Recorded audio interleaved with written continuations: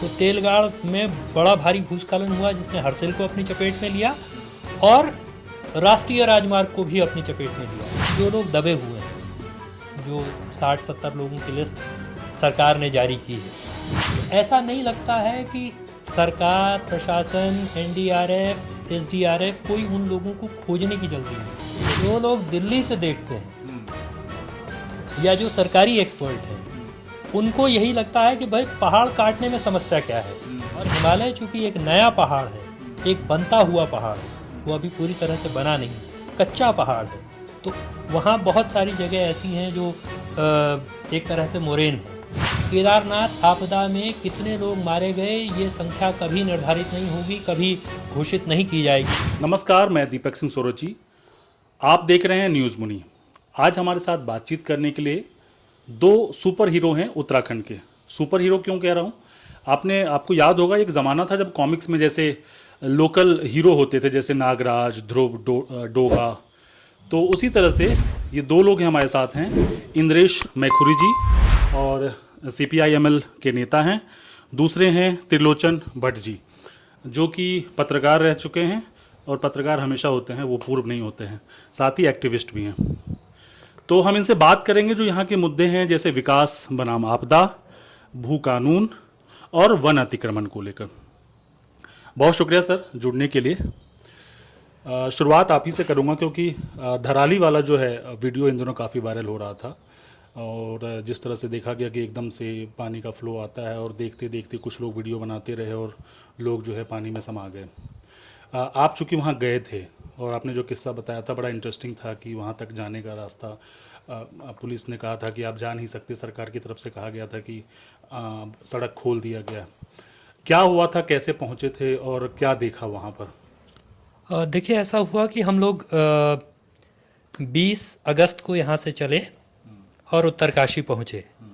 तो आपदा तो शुरू होती है उत्तरकाशी शहर पहुँचने से पहले ही, करीबन उत्तरकाशी से 20-25 किलोमीटर पहले धरासू एक जगह है, तो जो हर रोज़ बंद होती है, लगभग हर रोज़।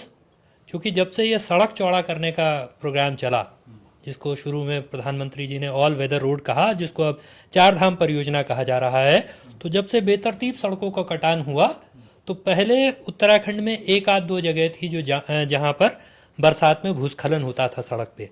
अब ऐसे सैकड़ों स्पॉट्स हैं, तो धरासू उन सैकड़ों स्पॉट्स में से एक है। तो जहाँ हम 4 घंटा फंसे रहे, तो 25-30 किलोमीटर की दूरी हमने 4 घंटे में तय की। तो आपदा तो एक तरह से कहिए तो यहाँ से शुरू हो गई। उससे अगले दिन यानी 21 तारीख को, 21 अगस्त को हम लोग सुबह, एक हमारे मित्र हैं उनके साथ मोटरसाइकिल में, अतुल सती हैं जोशीमठ के, जो जोशीमठ बचाओ संघर्ष समिति के संयोजक हैं, हमारी पार्टी के नेता हैं, उस आंदोलन का सबसे मुख्य चेहरा रहे हैं। जोशीमठ का जो आंदोलन चला लैंड सब्सिडेंस और उसमें सरकार की भूमिका विकास की, तो वो मैं और हमारे जो एक मित्र हैं दिनेश भट्ट जी, तो एक मोटरसाइकिल पर हम लोग चले धराली की तरफ। उन्होंने कहा कि जहाँ तक जाया जा सकेगा वहाँ तक जाएंगे, उससे आगे फिर जिस तरह से भी जाना होगा जाया जाएगा। तो गंगनानी एक जगह है, वहाँ हम पहुँचे, वहाँ पुलिस का बैरियर था, तो पुलिस ने हमको रोका। उन्होंने कहा कि आगे डबरानी में सड़क बंद है, वहाँ आप नहीं जा सकते। तो हमने उनको समझाने की कोशिश किया कि भाई ठीक है, जहाँ तक जाया जा सकता है वहाँ तक हम जाएंगे, जहाँ बंद होगा वहाँ से वापस आ जाएंगे। तो लेकिन वो पुलिस वाले बहुत ही एग्रेसिव थे इस बात को लेकर के कि नहीं, किसी सूरत में आपको नहीं जाने देंगे, वहाँ सड़क बंद है। तो उससे थोड़े उत्तराखंड सरकार की तरफ से हाँ नहीं, उसी को मैं बताता हूँ कि उससे थोड़ी देर पहले जो राज्य सरकार का सूचना और लोक संपर्क निदेशालय है, उसकी तरफ से फेसबुक पर लिखा गया था कि डबरानी में गंगोत्री राष्ट्रीय राजमार्ग यातायात के लिए सुचारू कर दिया गया है। तो जब ये सब हुआ तो हमने उन पुलिस वालों से कहा कि देहरादून से तो ये खबर है, और आप जो डबरानी से कुछ 10-5 किलोमीटर पहले खड़े हैं, तो आप कह रहे हैं वहाँ सड़क बंद है, वहाँ तो बुलडोज़र काम कर रहा है। उन्होंने हमको बाकायदा फुटेज और वीडियो भी दिखाए। तो हमने फिर मैंने फेसबुक लाइव के माध्यम से यही बात कही कि या तो सरकार भ्रम फैला रही है, मतलब आप कह रहे हैं कि सरकार गलत इन्फॉर्मेशन या तो दे रही है, हाँ, क्योंकि अगर सही इन्फॉर्मेशन है तो फिर पुलिस वाले रोक क्यों रहे हैं, सड़क खुली क्यों नहीं है? सड़क पर जो पुलिस वाला मौके पर मौजूद है या जो पुलिस वाले मौके पर मौजूद हैं, अगर वो कह रहे हैं सड़क बंद है, तो जाहिर सी बात है कि वो ज़्यादा सही बात कह रहे होंगे। देहरादून में बैठे हुए सूचना लोक संपर्क विभाग का सोशल मीडिया पेज चलाने वाले। लेकिन सूचना लोक संपर्क विभाग का जिक्र इसलिए है क्योंकि एक तो मुख्यमंत्री के पास वो विभाग है, और दूसरा उस विभाग के जो महानिदेशक हैं वो मुख्यमंत्री के सबसे प्रियतम अफसरों में से एक है। तो वो विभाग कह रहा है, उस विभाग ने लिख दिया कि राजमार्ग सुचारू हो गया, जबकि एक स्पॉट का खुलना राजमार्ग का सुचारू होना नहीं है। तो हम बहरहाल पुलिस से बहस करके जब फेसबुक पर लाइव मैंने किया तो उसके बाद पुलिस ने कहा कि अच्छा जाओ। हम गए, वो डबरानी से एक अगला मोड़ है सोनागाड़, वो सोनागाड़ बंद था उस दिन पर, और वहाँ पहाड़ ऊपर चढ़ करके फिर दूसरी तरफ नीचे उतर के फिर झील बनी हुई थी, उस झील में बोट से सड़क पार करनी पड़ रही थी, उस पार उतरना पड़ रहा। ऐसा करके हम लोग उतरे। फिर उसके बाद एक साथी हमारे वहाँ के परिचित थे, मोहन सिंह राणा जी, वो एक गाड़ी लेकर के आए। उस गाड़ी से फिर हम हरसिल तक पहुँचे। फिर हरसिल में ऊपर चढ़ना था और ऊपर चढ़ के दूसरी तरफ नीचे उतरना था, क्योंकि हरसिल के बाद जो तेलगाड़ हरसिल में एक है, उसके बारे में अभी थोड़ी देर पहले भी मैं देख रहा था कि वहाँ फिर भूस्खलन हुआ है। अच्छा। तो तेलगाड़ में बड़ा भारी भूस्खलन हुआ जिसने हरसिल को अपनी चपेट में लिया और राष्ट्रीय राजमार्ग को भी अपनी चपेट में लिया। तो राष्ट्रीय राजमार्ग पर एक लेवल तक मलबा बिखरा हुआ है। राष्ट्रीय राजमार्ग बोले तो ऑल वेदर रोड जो है, हाँ, वो अभी वो वहाँ ऑल वेदर अभी हुआ नहीं है, वहाँ चौड़ा होने की प्रक्रिया चलनी है। उसके लिए 6000 पेड़ चिन्हित किए गए हैं। अच्छा। हाँ, देवदार के पेड़ों पर निशान लगा हुआ है उसी मार्ग पर। वो सड़क बनाने के लिए पेड़ सड़क को काटे चौड़ा जाएंगे। करने के लिए, सड़क तो बनी हुई है, तो सड़क को चौड़ा करने के लिए जो जिसको ऑल वेदर रोड कहा जा रहा है, वो कोई नई सड़क नहीं है, वो बनी बनाई सड़क को चौड़ा करना है। तो वो चौड़ा करने की परियोजना में सड़क जितनी पहले चौड़ी थी उससे कम चौड़ी रह जा रही है, क्योंकि भूस्खलन हो रहा है, पहाड़ों को इस बेतरतीब तरीके से छेड़ा जा रहा है। तो वहाँ 6000 पेड़ों पर, देवदार के पेड़ों पर निशान लगा हुआ है कि इनकी बलि ले लेनी है क्योंकि सड़क चौड़ी करनी है।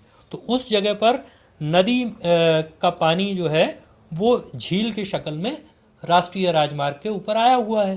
तो तब आपको ऊपर चढ़ करके, पहाड़ पर चढ़कर दूसरी तरफ नीचे उतरना है। ये जगह जो जहाँ पीछे सोनागाड़ का मैंने जिक्र किया, उसकी अपेक्षा यहाँ रास्ता बेहतर बना हुआ था, क्योंकि जंगल में ही फौज ने वो रास्ता बनाया था। इतना काम फौज कर देती है कि रास्ता ठीक बना देगी। ये स्थानीय पुलिस उतना काम भी नहीं करती। तो वहाँ थोड़ा रास्ता ठीक था कि पैदल आप चल करके दूसरी तरफ उतर सकते हैं। फिर दूसरी तरफ आपको 3 किलोमीटर करीब धराली पहुँचना होता है, जिसके लिए कि स्थानीय गाड़ी, इत्तेफाक से हमको एक हमारे मित्र मिल गए। अब वो मित्र के बारे में बताने से उनका नौकरी खतरे में पड़ जाएगी, इसलिए मैं उनके बारे में नहीं बता रहा हूँ कि वो कौन मिले, लेकिन उन्होंने एक गाड़ी की व्यवस्था कर दी। वरना हम DGBR के ट्रक में चढ़ चुके थे।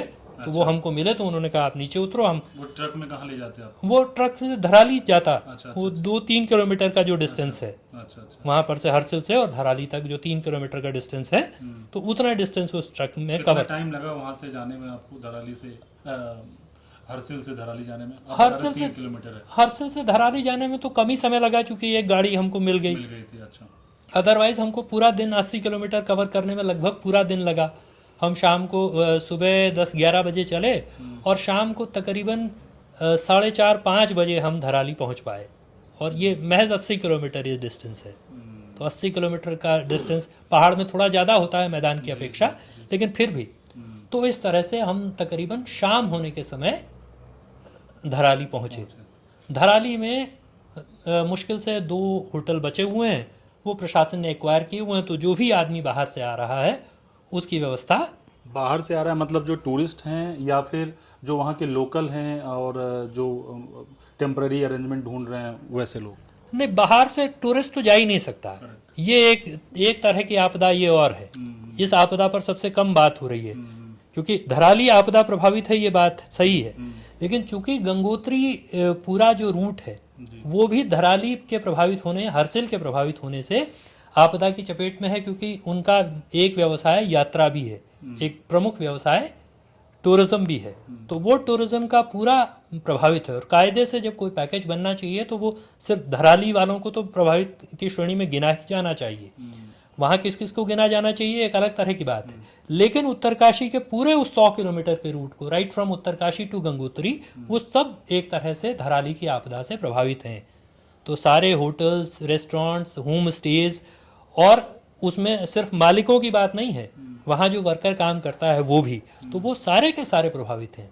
तो वो जो 2 होटल वहाँ बचे हुए हैं, तो वहाँ किसी यात्री के आने का तो प्रश्न ही नहीं है। प्रशासन के लोग, पत्रकार, जो भी लोग आ रहे हैं, तो कुल मिलाकर के पुलिस के लोग, एसडीआरएफ, एनडीआरएफ, तो वो ले दे करके उन्हीं 2 होटल्स में उनके लिए जगह है। प्रशासन ने भी जगह करवाई हुई है, तो हमको भी उनमें से एक होटल में हमको जगह हमारे एक मित्र ने कहा उनसे। और ये ख़ास बात थी कि इस आपदा में भी जब उनका सब कुछ बह गया, सब कुछ ये सब हो गया, तो वो जो होटल के मालिक थे, उनका नाम राजेश पवार है, तो उन्होंने बड़े आराम से एक तरह से हमारा स्वागत किया, बिना बहुत हमसे परिचय हुए भी हमको कमरा भी दिखाया। और अगले दिन आप सोचिए, आपदा के मारे हुए हैं लोग, आपदा की चपेट में हैं, उनका व्यवसाय ठप है, मतलब उनका होटल भले ही बचा हुआ है, लेकिन तब भी उनका व्यवसाय ठप है। लेकिन उसके बावजूद वो एक इटालियन प्लम हम लोगों के लिए लेकर के आए कि इसको खा करके देखिए तो ये कितना अच्छा है। तो उस आपदा में ये जिंदा दिली भी लोगों के पास मौजूद है, जो वहाँ के स्थानीय लोग दिखा रहे जो हैं, स्थानीय लोग, भले ही उनके साथ जो है आपदा में सब कुछ तबाह हो गया, उसके बावजूद उसके बावजूद ये जिंदा दिली भी है। तो शाम को फिर कुछ लोगों से हमारी बात हुई, हमारे मैं इससे पहले कुछ भयावह दृश्य, चूंकि वीडियो इससे में पहले बहुत मैं थोड़ा इनकी बात में एक जी जी जी जहां ये बता रहे हैं कि देवदार के पेड़ काटने के लिए उन पे निशान लगाए गए, वहीं की बात है। ये जब ऑल वेदर रोड का प्रोजेक्ट आया था तो सुप्रीम कोर्ट के आदेश पर एक हाई पावर कमेटी बनी थी पर्यावरणीय आकलन के लिए। तो रवि चोपड़ा जी उसके अध्यक्ष थे। तो रवि चोपड़ा जी मुझे बता रहे थे अभी हाल ही में कि जहां ये पेड़ हैं जिन पे छपान हुआ है काटने के लिए, जिनको चिन्हित किया गया है, वो दरअसल एवलांच वाला एरिया है। और पुराने एवलांच के निशान वहां भी, बड़े बड़े पत्थर अब भी हैं। तो इन्होंने अपनी जो रिपोर्ट भेजी दी थी सुप्रीम कोर्ट को, उन्होंने लिखा था कि यहाँ पेड़ न काटे जाए, चौड़ा न किया जाए, यदि ज्यादा ही जरूरी है तो उससे नदी के किनारे एलिवेटेड रोड बनाए जाए। ये इन्होंने उसमें सलाह दी थी। लेकिन वीके सिंह तब परिवहन मंत्री थे, यातायात परिवहन मंत्री सेंटर में, तो उन्होंने बिल्कुल उनके इस प्रपोजल को नामंजूर कर दिया था, तो कि ऐसा हो ही नहीं सकता, कैसे हो जाएगा एलिवेटेड रोड। अब देहरादून में भी एलिवेटेड रोड बना रहे हैं, लेकिन वहां इन्होंने उस एलिवेटेड रोड को बिल्कुल मना कर दिया था कि नहीं बनेगी। तो वो एरिया बहुत ज्यादा सेंसिटिव है, धराली भी उसी में आता है, और जहां ये पेड़ काटने की बात कर रहे हैं वो उसी एरिया में आता है, एवलांच वाला एरिया है। उन्होंने 5 एवलांच वाली जगह वहां चिन्हित की हैं उसी क्षेत्र में कि वहां एवलांच का खतरा है। तो ये जहां पेड़ अब काटे जा रहे हैं, काटे जाने वाले हैं, तो वो भी एवलांच वाला और बहुत ही सेंसिटिव एरिया है। आप कह रहे हैं कि वीके सिंह खुद ही इस चीज को मना कर चुके थे? हाँ, इनके साथ माने ये तो ये कह रहे हैं कि वीके सिंह ये उन्होंने कहा कि नहीं, एलिवेटेड रोड नहीं बन सकता, सड़क ऐसे ही चौड़ी करनी है। अच्छा, वो एलिवेटेड रोड actually नहीं बनेगी, सड़क ही चौड़ी होगी। जो लोग दिल्ली से देखते हैं या जो सरकारी एक्सपर्ट हैं, उनको यही लगता है कि भाई पहाड़ काटने में समस्या क्या है। वो ये नहीं समझ पाते कि पहाड़ जैसे करके बना है, और हिमालय चूंकि एक नया पहाड़ है, एक बनता हुआ पहाड़ है, वो अभी पूरी तरह से बना नहीं है, कच्चा पहाड़ है। तो वहाँ बहुत सारी जगह ऐसी हैं जो एक तरह से मोरेन है, मोरेन बोले तो एक तरह से जो एवलांच आया उससे जो मलबा जमा हुआ, उस मलबे पर बसा हुआ। अच्छा, मतलब पूरी तरह से अपनी जगह नहीं बना पाया। दरअसल मोरेन वो है कि जहां पहले वो था ग्लेशियर था, लेकिन ग्लेशियर पीछे खिसक गया है, अब वहां मलबा है, पत्थर है, मिट्टी है। अच्छा। इस तरह का एरिया है। और ये जो धराली वाली आपदा हुई है उसकी वजह भी मोरेन ही है। अच्छा। दरअसल अब वहां पहले वहां बारिश नहीं होती थी, सीधे बर्फ पड़ती थी, लेकिन अब बारिश होने लगी है, बहुत मोटी बारिश होने लगी है। तो जो वो मोरेन है, जो मलबा है, वो उस बारिश में तुरंत नीचे आ जाता है। धराली में जो हुआ है ये है उसका जी। तो चूंकि उनको तो ये समझ में नहीं आ रहा है, उनको ना हिमालय समझ में आ रहा है, ना उसकी टोपोग्राफी समझ में आ रही है, ना उसकी जियोलॉजी समझ में आ रही है। तो वो न केवल ये 6000 पेड़ काटने वाले हैं, बल्कि इस हर्सिल से पीछे एक जगह है सुखी टॉप, उस जगह को कहते हैं। तो सुखी टॉप के बजाय सुखी के सामने वाले पहाड़ से एक सुखी बाईपास बन रहा है। अच्छा। वो बाईपास एक नया पहाड़ काटेगा। सिर्फ इसलिए कि कुछ किलोमीटर या 2-3 बैंड कम करने हैं। तो वहाँ के एक स्थानीय निवासी हैं मोहन सिंह राणा जी, जो सब कमेटियों के पास जाकर के ये चिट्ठी दे चुके हैं कि आप हमारे पहाड़ में फिर से तबाही का सबब लेकर के आने वाले हैं, ये बर्बादी है, सामने वाला पहाड़ आप खोदेंगे, फिर उसके लिए भी पेड़ काटेंगे, ये बाईपास बनाएंगे, तो ये सिर्फ 2 या 3 बैंड कम करने के लिए आप ऐसा कर रहे हैं, ये बर्बादी लेकर के आएगा। लेकिन दिल्ली में बैठे हुए लोगों को ये नहीं समझ में आता, उनको सिर्फ ये समझ में आता है कि सड़क तो चौड़ी होनी चाहिए, सड़क ऐसी होनी चाहिए कि जिसको आपकी जो है 80 की रफ्तार में चले, कि जिसको गडकरी जी कहते हैं कि भाई 2.5 घंटे में देहरादून पहुंचेंगे। लेकिन ये हेडलाइन में सुनने में अच्छा लगता है ना। आप मैदानी भाग की बात करते हैं, पहाड़ की बात करते हैं, एक तो दोनों का ज्योग्राफिकल कंडीशन अलग होता है, प्लस पहाड़ में सड़क बनाने के अलग साइड इफ़ेक्ट्स हैं, क्योंकि अपना उसका एक जगह बना हुआ है, आप उसको अनस्टेबल कर रहे हैं, जिसका नुकसान आप देख ही रहे हैं। जो आप आपदा बता रहे हैं, रुद्रप्रयाग में आप गए थे, आपने देखा, धराली में आपने देखा। तो ये चीज़ें आम लोगों को, खास करके जो पहाड़ से बाहर है, उनको समझ में नहीं आती। उनको बस ये लगता है सरकार सड़क बनाने की बात कर रही है, इसका मतलब ये तो अच्छा ही कह रही है। ये लोग कौन हैं जो कह रहे हैं कि सड़क क्यों बननी चाहिए, जबकि सड़क चौड़ी करने की बात है, बनने की भी बात नहीं है। तो आप कह रहे हैं कि सड़क चौड़ी करने में दिक्कत यह है कि कल को वो सड़क भी नहीं बचेगी, क्योंकि वो आपदाग्रस्त हो जाएगा, वहां पे जाना भी मुश्किल हो जाएगा। तो ये लोगों को समझने की मुझे लगता है बेहद ज़रूरत है। खैर आगे। तो बहरहाल हम वहाँ धराली पहुँचे तो देखा कि चारों तरफ एकदम मलबे का ढेर है ना। अब उसमें लोगों से पूछिए तो तब लोग, खत्म हो गया था पानी तो आज के तारीख में या किसी भी समय, जब इस समय इस तरह का फ्लैश फ्लड आता है, ये हमारा अनुभव है पिछले 12-15 सालों से, हम लगातार ये देख रहे हैं। 2012 में, 2013 में तमाम जगह हमने देखा कि जहाँ भी फ्लैश फ्लड आता है, और वो बहुत छोटे छोटे जल स्रोतों में आता है, जिनको हमारे यहाँ गदेरे कहते हैं, तो उन गदेरों में उनका बहुत बमुश्किल हो सकता है किसी में इतना पानी हो सामान्य समय में, इतना अच्छा। 2 अंगुल पानी। अच्छा। लेकिन जब वो लेकर के आता है तो तब वो भयानक तबाही लेकर के आता है, ऊपर से सारा मलबा अपने साथ लेकर के आता है। आज के दिन पर उसी कुछ ही देर का होता है। हाँ, वो कुछ समय का होता है। तो जिसमें ये पानी आया या जिसमें ये मलबा आया, इसको खीर गाड़ या खीर गंगा कहा जा रहा है।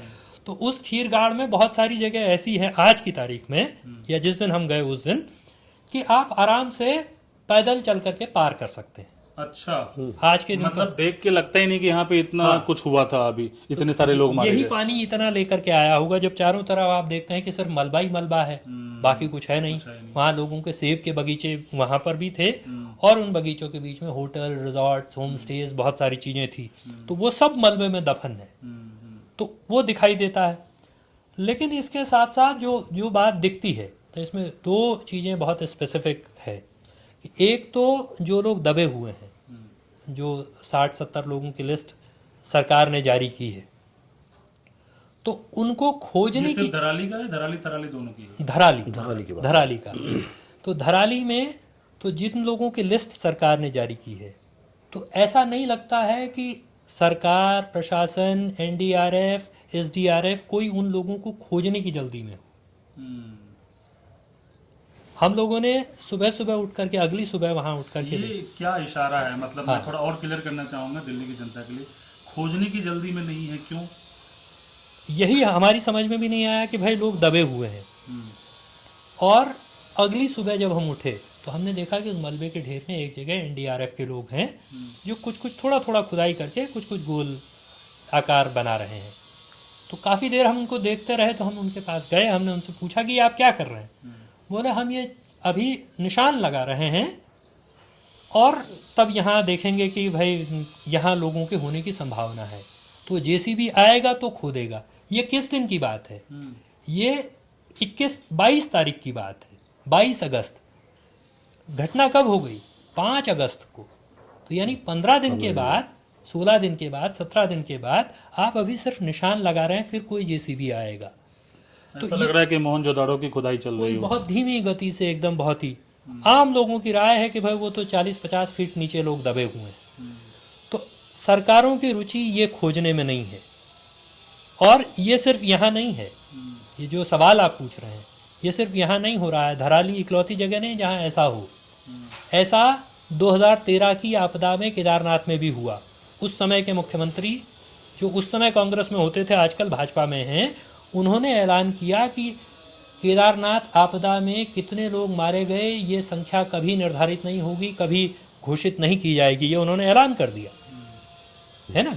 तो अब लोग अपने अंदाजे से कहते हैं कि 5,000 लोग मारे गए या कितने लोग मारे गए। 5,000 तो सरकारी आंकड़ा, मेरे समझ से 10,000 से ज्यादा कर ये उन्होंने घोषणा कर दी कि भाई ये संख्या घोषित नहीं की जाएगी कि कितने लोग मारे। तो ये हुआ 2021 में जोशीमठ के इलाके में रैणी से जो आपदा शुरू हुई और जो अंततः तपोवन में एनटीपीसी की सुरंग में भी लोग दबे, एक छोटी परियोजना पूरी तरह से साफ हो गई 13 मेगावाट की, और उसके बाद जो एनटीपीसी की निर्माणाधीन परियोजना है उसकी टनल पूरी तरह से मलबे में दब गई।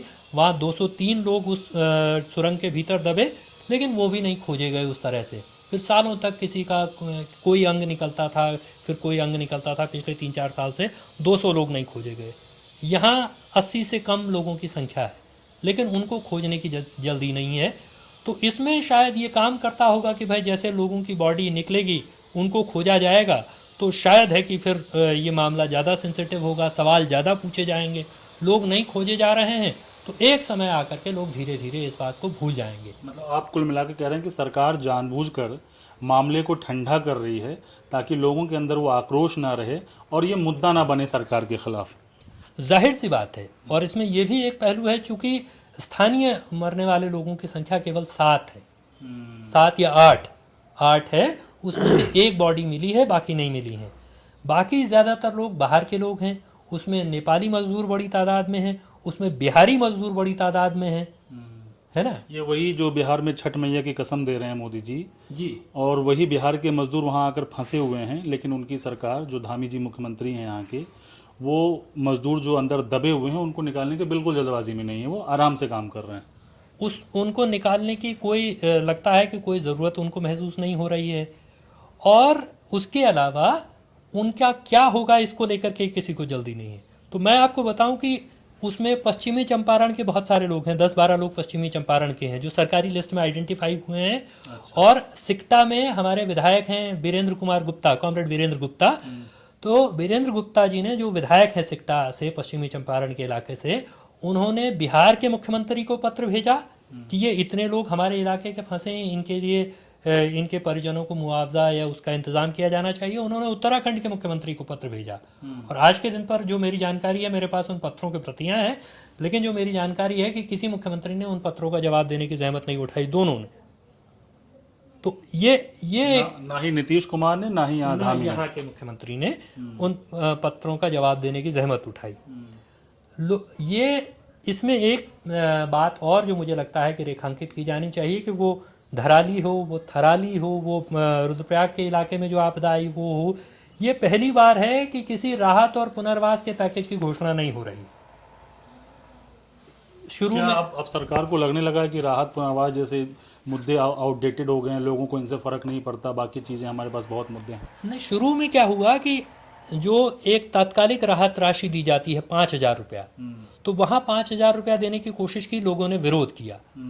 तो फिर वहां 1 लाख फौरी राहत कह लें। हाँ, अहेतुक राशि उसको कहते हैं। अच्छा। वो इसलिए होती है कि भाई जो अगर आपका न्यूनतम काम चलाऊ आपको व्यवस्था एक हो जाए, अगर सब कुछ चला गया है तो वो अहेतुक राशि लोगों ने विरोध किया कि इतना हमारा सब कुछ तबाह हो गया, तो सबको रैंडमली 1-1 लाख रुपया दे दिया गया। वो भी उसी तरह का, वो क्या है, वो कहाँ एडजस्ट होगा, उसका क्या होगा ये पता नहीं।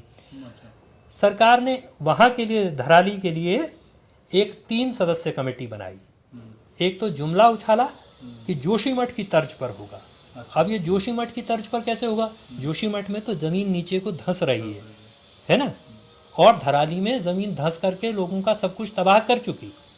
तो ये दोनों 2 अलग अलग किस्म की आपदा है। तो ये जोशीमठ की तर्ज पर, तो ये सिर्फ हेडलाइंस मैनेजमेंट है। तो एक तो ये जुमला उछाला। एक सरकार ने 3 IAS अफसरों की कमेटी बनाई जिसको उनका फैसला करना था। उस कमेटी के एक अफसर को मैंने फ़ोन किया वहाँ से लौटने के अभी 3-4 दिन पहले, लौटने के 3-4 दिन बाद, और अभी भी 3-4 दिन इस बात को हो गए हैं। तो मैंने उनसे पूछा कि आपकी कमेटी ने रिपोर्ट दे दी है?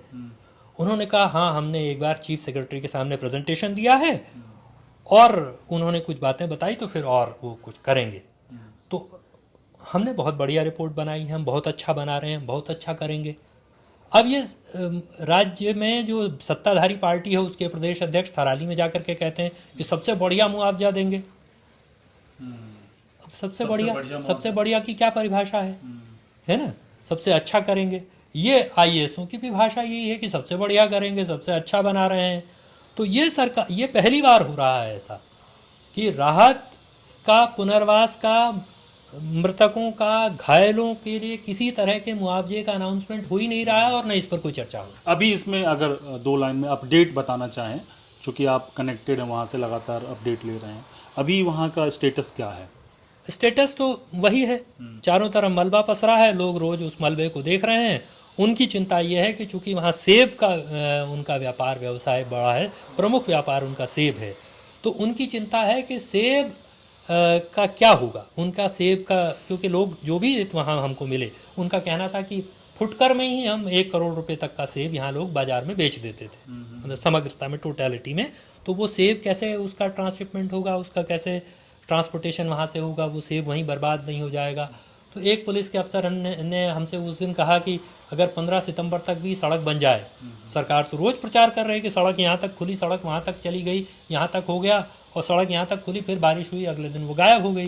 लेकिन उनका कहना था, आज अखबार में मैं देख रहा हूँ कि इस राज्य के जो कृषि मंत्री हैं उनका भी बयान है कि 15 सितंबर तक अगर हम सड़क नहीं खोल पाए तो फिर हम सेब का इंतजाम करेंगे। तो लेकिन लोगों के पुनर्वास का, उनका जो सब कुछ तबाह हो गया उसका क्या व्यवस्था होगी, और उसमें भी जो छोटे लोग हैं, जो धन आर्थिक रूप से कमजोर जो लोग हैं, जो मजदूर हैं, जो मजदूरी करते हैं, उसी धराली में हमने नेपाली मजदूर भी हमको मिले। अच्छा। तो नेपाली मजदूरों में एक से हमसे बात की, हमने कहा कितना समय हुआ, बोला 2 महीना यहाँ आए हुआ। लेकिन एक बुजुर्ग मिले, हमने कहा कितने साल से हैं, बोला 40 साल से हैं, है ना, गगन बहादुर उनका नाम था। तो 40 साल से वो आदमी वहीं है। अब मान लीजिए कि ऐसे ही लोग कोई दब गए, तो उनका जिनका सब कुछ वहीं पर आधारित था। और ये जब हम सेब की बात कर रहे हैं तो स्थानीय लोगों का कहना है कि अगर नेपाली मजदूर नहीं हो तो हम वो सेब को बाजार तक नहीं ला सकते, उस सेब को बागान से तोड़ करके नहीं ला सकते। तो उसकी उस पूरी अर्थव्यवस्था को चलाने में महत्वपूर्ण भूमिका है, लेकिन वो गिनी नहीं जाएगी। वो बिहारी मजदूर की भूमिका है, वो गिनी नहीं जाएगी। तो ये सब सारे सवाल बड़े हैं लोगों के लिए वहाँ। तो ये आपने धराली की बात बताई। अब भट्ट साहब से बात करते हैं। आप अभी रुद्रप्रयाग गए थे। जी जी। वहाँ पे उससे भी बड़ी आपदा आई है। आपने क्या देखा वहाँ पे, और इसे क्यों बहुत बड़ी आपदा कहा जा रहा है? बहुत बड़ी आपदा की वजह तो ये है कि यहाँ कम से कम दर्जन भर गांव प्रभावित हुए हैं, और उन गांवों से अलावा उससे पहले से ही मैं यहाँ से जब चला तो मैं यहाँ से सुबह 3:30 बजे निकला था। तो यहाँ से गए हम, तो इससे आगे ऋषिकेश से आगे ही जगह जगह हमें सड़कें ब्लॉक मिलने लगी। तो किसी तरह से कर आगे मैं चंद्रापुरी में पहुंचा। लेकिन चंद्रापुरी से आगे एक बांसवाड़ा जगह है, वो बड़ा स्लाइडिंग जोन है, तो वहां पिछले 24 घंटे से बंद था। केदारनाथ हाईवे है ये। तो पूरी चंद्रापुरी कई किलोमीटर लंबी वहां लाइन लगी थी, गाड़ियां खड़ी थी। तो चंद्रापुरी से आगे जाने का मेरे पास साधन नहीं था। खैर एक मित्र वहां से आए, वो मुझे वहां तक ले गए, बांसवाड़ा तक। बांसवाड़ा में उनका एक होम स्टे है। तो उस होम स्टे में तमाम देश के अलग अलग हिस्सों के लोग वहां जमा हैं, परेशान हैं, आगे बढ़ नहीं सकते। और मैं भी वहां नहीं जा सकता था क्योंकि मुझे भी वही स्लाइडिंग जोन पार करना था। तो वहां उसी होम स्टे में मुझे हमारे एक मित्र हैं, पूर्व विधायक हैं, मनोज रावत, कांग्रेस से हैं, तो वो मिल गए। अब उनके साथ हमारा क्योंकि पत्रकारिता का रिश्ता, नेता जैसा रिश्ता नहीं है, तो उनके साथ मैं ठीक ठाक कंफर्ट रहता हूं। तो अब मुझे ये लगा कि चलो अब अकेले नहीं, उनको भी वहीं जाना था, बल्कि उनके पैर फ्रैक्चर है, ऐसे में वो चले हुए थे। तो मैंने कहा अब ये जैसे जाएंगे वैसे मैं भी निकल जाऊंगा इनके साथ लद के। तो बांसवाड़ा खुलने की कोई संभावना फिलहाल नहीं थी, 24 घंटे से ज्यादा का टाइम हो गया था। अब एक रास्ता निकाला गया कि बीच में एक सड़क और है, लेकिन सड़क का एक हिस्सा बना हुआ नहीं है।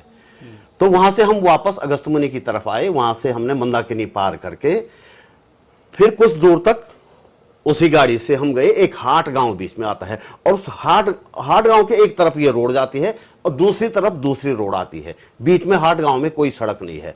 वहां से पतली सी एक गांव का रास्ता है।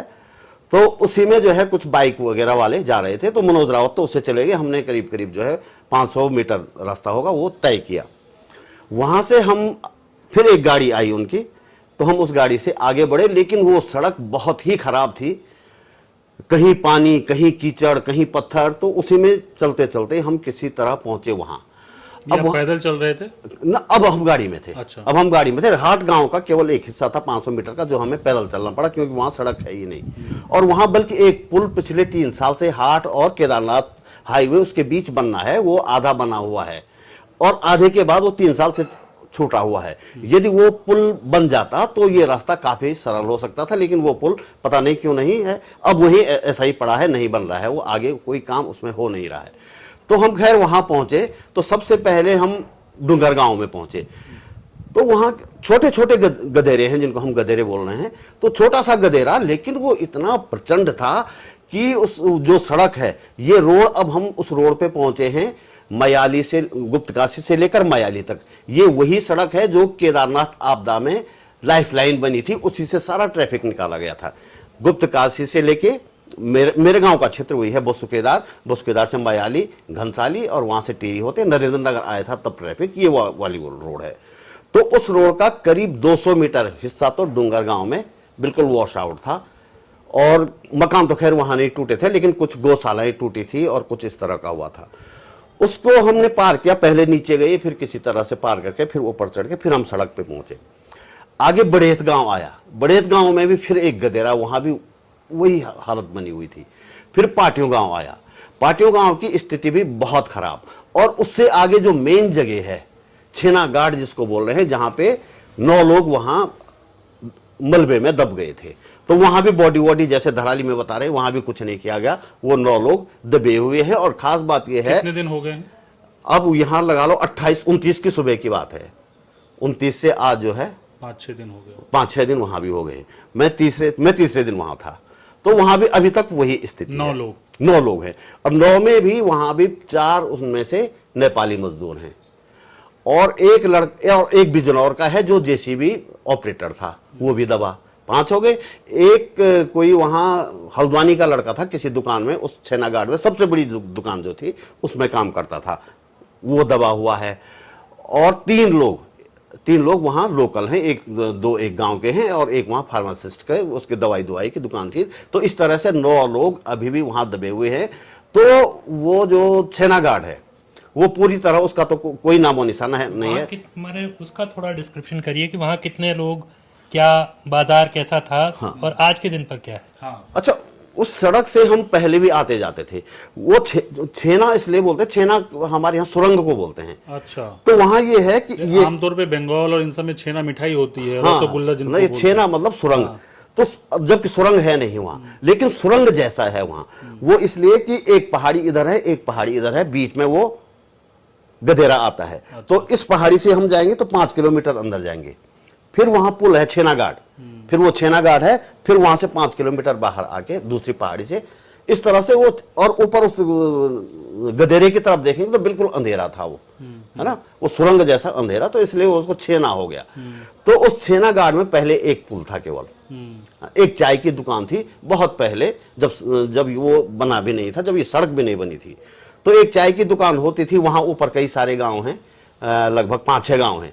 तो नीचे भीरी जगह पे उतर के 5-6 किलोमीटर तक यहाँ पहुंचते थे, यहाँ चाय पीते थे, और फिर 5-6 किलोमीटर वो ऊपर अपने गांव में जाते थे उसी छेना घाट से। और उस नदी का नाम काकड़ा घाट नहीं, डमार घाट कहते हैं। अच्छा। उस डमार घाट से फिर अपने गाँव को जाते थे। लेकिन अब देहरादून से एक बस सर्विस शुरू होती है बुस्केदार के लिए। अच्छा। कुछ दिन तक वो बुस्केदार तक जाती है, लेकिन फिर वो छेना घाट तक उसको ले जाते हैं। वो बस सर्विस छेना घाट तक शुरू होती है। जिस दिन ये बस छेना घाट पहुंची, उसी दिन से वहां से बाजार बनना शुरू हो गया। वो चाय की दुकान बनी, फिर दूसरी दुकान, फिर तीसरी दुकान। आज की डेट में वहां कम से कम 10-15 दुकानें थी और घर थे। अब हो क्या गया पहाड़ में कि जो ऊपर रहते पहाड़ों, सड़क के किनारे आ रहे हैं। अच्छा, जो ऊपर ऊंचाई पर थी, हाँ, वो सड़क के पास, वो सड़क के किनारे कई लोगों ने ऊपर के गांव से उतर के वहां सड़क के किनारे वो बना दी। लेकिन जबकि वो मुहाना है यातायात की वजह से, ताकि सड़क नजदीक रहे, वहां ऊपर चढ़ना पड़े, उतरना पड़े, इसलिए। अब वहां तो ये है ना कि आपको जो है गैस सिलेंडर भी पीठ पे लाद के ले जाना है, तो इसलिए वो लोग नीचे आए। हालांकि अब वो गधेरे ऊपर के गांव तक भी सड़क है, लेकिन वो बहुत ज्यादा सक्सेस नहीं है, उबड़ खाबड़ ही रहती है। तो लोग धीरे धीरे नीचे आए और 10-15 दुकानें और कई सारे वहां घर बन गए। लेकिन जब 29 तारीख की सुबह, 28 तारीख की देर रात, 29 तारीख की सुबह तड़के जब ऊपर से मलबा आया, उस नदी में बहाव आया, तो उस जगह पे बिल्कुल कोई नामो निशान नहीं बचा। और 9 लोग, 2 लोग तो थोड़ा ऊपर के गांव में थे और बाकी लोग वहां पे दब गए।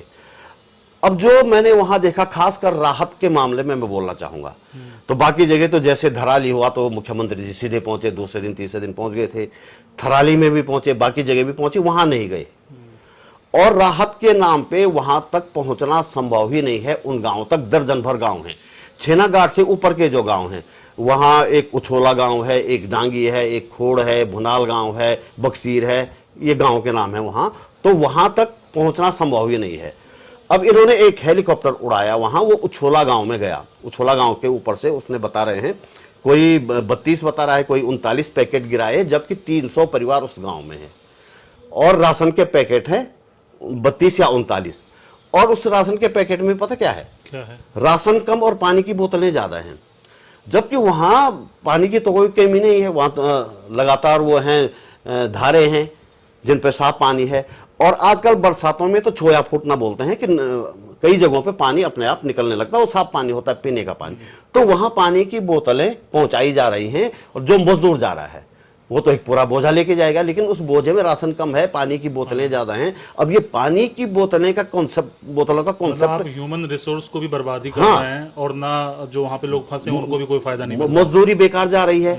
आपका वो जो पानी की बोतलें जो खरीदी हैं वो बेकार जा रहा है ना, सारा कुछ बेकार है। आपकी बातों से ऐसा लग रहा है कि वो हेडलाइंस में बस चल जाए, हाँ, कि सरकार ने राहत कार्य जो है शुरू कर दिया है और लोगों के लिए पैकेट भिजवा रहे हैं। वो मजदूर जा रहे हैं, पैकेट में क्या ये तो कोई बताता नहीं है। वो पैकेट में तो, लेकिन पानी ज्यादा है राशन की तुलना में, वो पानी की बोतलें ज्यादा हैं जो वहां किसी काम की नहीं है। बल्कि इससे पहले यहाँ पे उत्तरकाशी में 2-3 साल पहले की बात है, इस तरह का हुआ था। तो किसी ने, अधिकारी ने मुझे कहा था कि पता नहीं ये कौन कर रहा है, पानी की बोतलें वहां क्यों भेजी जा रही हैं। तो उन पानी के नीचे के जो कर्मचारी हैं वो भी बता रहे हैं पानी की बोतलें का पता नहीं कौन भेज रहा है, यहाँ तो जरूरत ही नहीं है। लेकिन मेरी समझ से नीचे जो फील्ड में काम कर रहे हैं जो कर्मचारी, उनकी बात में नहीं सुनी जाती। ऊपर से कहीं कहा जाता है कि पानी की बोतलें भेज दो, और वो पानी की बोतलें, छोटा छोटा राशन, बड़ी बड़ी पानी की बोतलें। तो इस तरह से वहां राहत अभियान चलाया जा रहा है। ये टोटल उस इलाके का सीन है।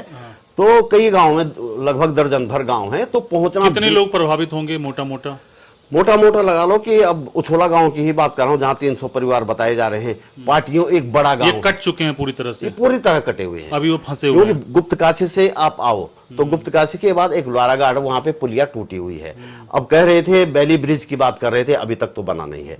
अब इधर बसुकेदार की तरफ से जाओ, जहां से मैं गया, वहां पे कम से कम 10 गदेरे ऐसे हैं, 10 जगहों पे सड़क पूरी तरह वॉश आउट है।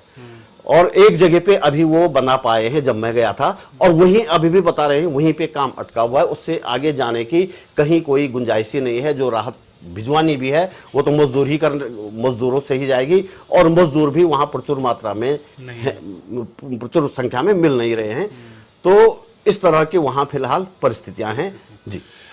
मैकुरी सर, अभी के जो मौजूदा हालात हैं उसमें देखकर ये लग रहा है कि सरकार बहुत गंभीरता से ले नहीं रही। जैसा कि आपने बताया कि 15 दिन के बाद भी वो निशानदेही कर रहे हैं कि हम यहाँ गड्ढा करेंगे, फिर ढूंढेंगे। क्या कोई ऐसा वर्ग है यहाँ का, या फिर कोर्ट की तरफ से स्वतः संज्ञान का मामला आया है, या फिर कोई इस मामले को लेके जाना चाहते हैं, सो दैट कि फौरी तौर पे, जैसे रुद्रप्रयाग में बता रहे हैं कि 300 परिवार फंसा हुआ है, बहुत बड़ी बात है। 300 परिवार तो एक ही गांव के, एक गांव के हैं। टोटल कितने गांव? टोटल 1 दर्जन के करीब गांव हैं। तो 12-36, मोटा-मोटा 4000। हाँ, उछोला से बड़ा गांव पाटियों है। तो एक तरह से वो मौत के मुंह में फंसे हुए हैं। तो क्या इसके लिए कुछ जानकारी है आपके पास?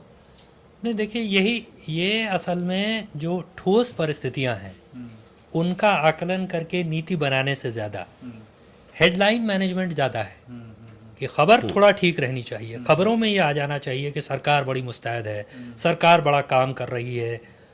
जैसे रुद्रप्रयाग के उस इलाके का आज सुबह भी एक साथी ने हमको लिख करके भेजा, जिसका जिक्र भट्ट जी ने भी किया, कि भाई उछोला से लेकर तमाम गाँवों तक वहाँ धीरे धीरे करके ज़रूरी चीज़ों का अभाव होने लगा है, क्योंकि चारों तरफ से सड़क से कटे हुए हैं।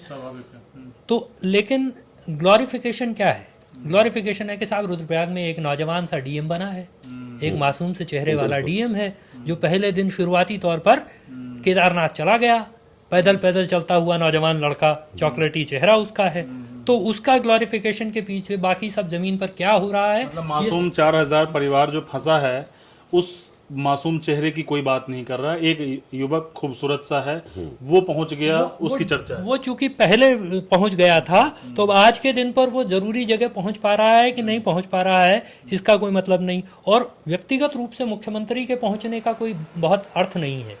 मुख्यमंत्री तो यही दिखा रहे हैं कि वो व्यक्तिगत रूप से बहुत सारी जगह पहुंच रहे हैं। आज पहुंचने का मतलब राहत नहीं होता है। अगर हमारे बीच आ गए, हमसे हाथ मिला लिया और हमें भूख लगी है, खाना नहीं दिया, तो फिर वो मिलने का क्या करूंगा मैं? नहीं, मुख्यमंत्री के पहुंचने से फोटो ऑप होता है, उससे काम नहीं होता। राहत कार्य उसमें बल्कि बाधित होते हैं, बाधित होता है। नीचे का कर्मचारी उन पे लग जाता है, आओ भगत पे। हाँ, वो जो राहत आपदा कार्य में लगे होते हैं, उनको लगता है कि मंत्री जी आ रहे हैं तो उनको कोई दिक्कत नहीं होनी चाहिए, तो सारे उधर काम छोड़ छाड़ के छोड़ जाते हैं, उनके पीछे पड़ जाते हैं। अच्छा, लेकिन इसके बीच में भी जैसे थराली में हुआ, तो थराली में लोगों ने आक्रोश प्रकट किया मुख्यमंत्री के सामने। अच्छा, महिलाओं ने मुख्यमंत्री की गाड़ी घेर ली कि भाई, मगर ये अखबार में तो कुछ ऐसा आया था कि उनकी गुहार सुनी गई, धामी जी प्रोटोकॉल तोड़ के मिले। पहुंच गए। तो अब ये देखिए कि भाई वीडियो है, वीडियो में साफ दिखाई दे रहा है कि महिलाएं नारे लगा रही हैं, मुख्यमंत्री की गाड़ी के सामने जाकर के बैठ गई हैं। आपदा की ऐसी हालत में लोग इतना बेचैन हैं, लेकिन अखबारों ने उसको जैसे करके रिपोर्ट किया। तो एक अखबार ने, तो अमर उजाला ने, उन्होंने लिखा कि भाई मुख्यमंत्री की गाड़ी के आगे बैठी महिलाएं, तो सीएम ने उतर करके उनकी बात सुनी। बड़ा एहसान किया साहब गाड़ी के आगे जब वो बैठ गई थी। तो अमर उजाला में ऐसा छपा। हिंदुस्तान इससे एक कदम और आगे बढ़ा, उसने ये दर्शाया ही नहीं कि लोगों ने मुख्यमंत्री की गाड़ी रोकी, उन्होंने लिखा प्रोटोकॉल तोड़ करके जनता से मिले मुख्यमंत्री। तो ऐसी आपदा की घड़ी में भी जनता के पक्ष में खड़े होने के बजाय मीडिया, और ख़ास तौर पर ये बड़े अखबार हैं अमर उजाला, हिंदुस्तान, ये बड़े अखबारों ने ये तय किया कि उनको सरकार को पर किसी तरह की आपदा नहीं आने देनी है, सरकार की इमेज पर किसी तरह का डेंट ना हो, पूरा पहाड़ साफ हो जाए लेकिन सरकार की इमेज पर किसी तरह का डेंट ना आए। और इसका कारण क्या है?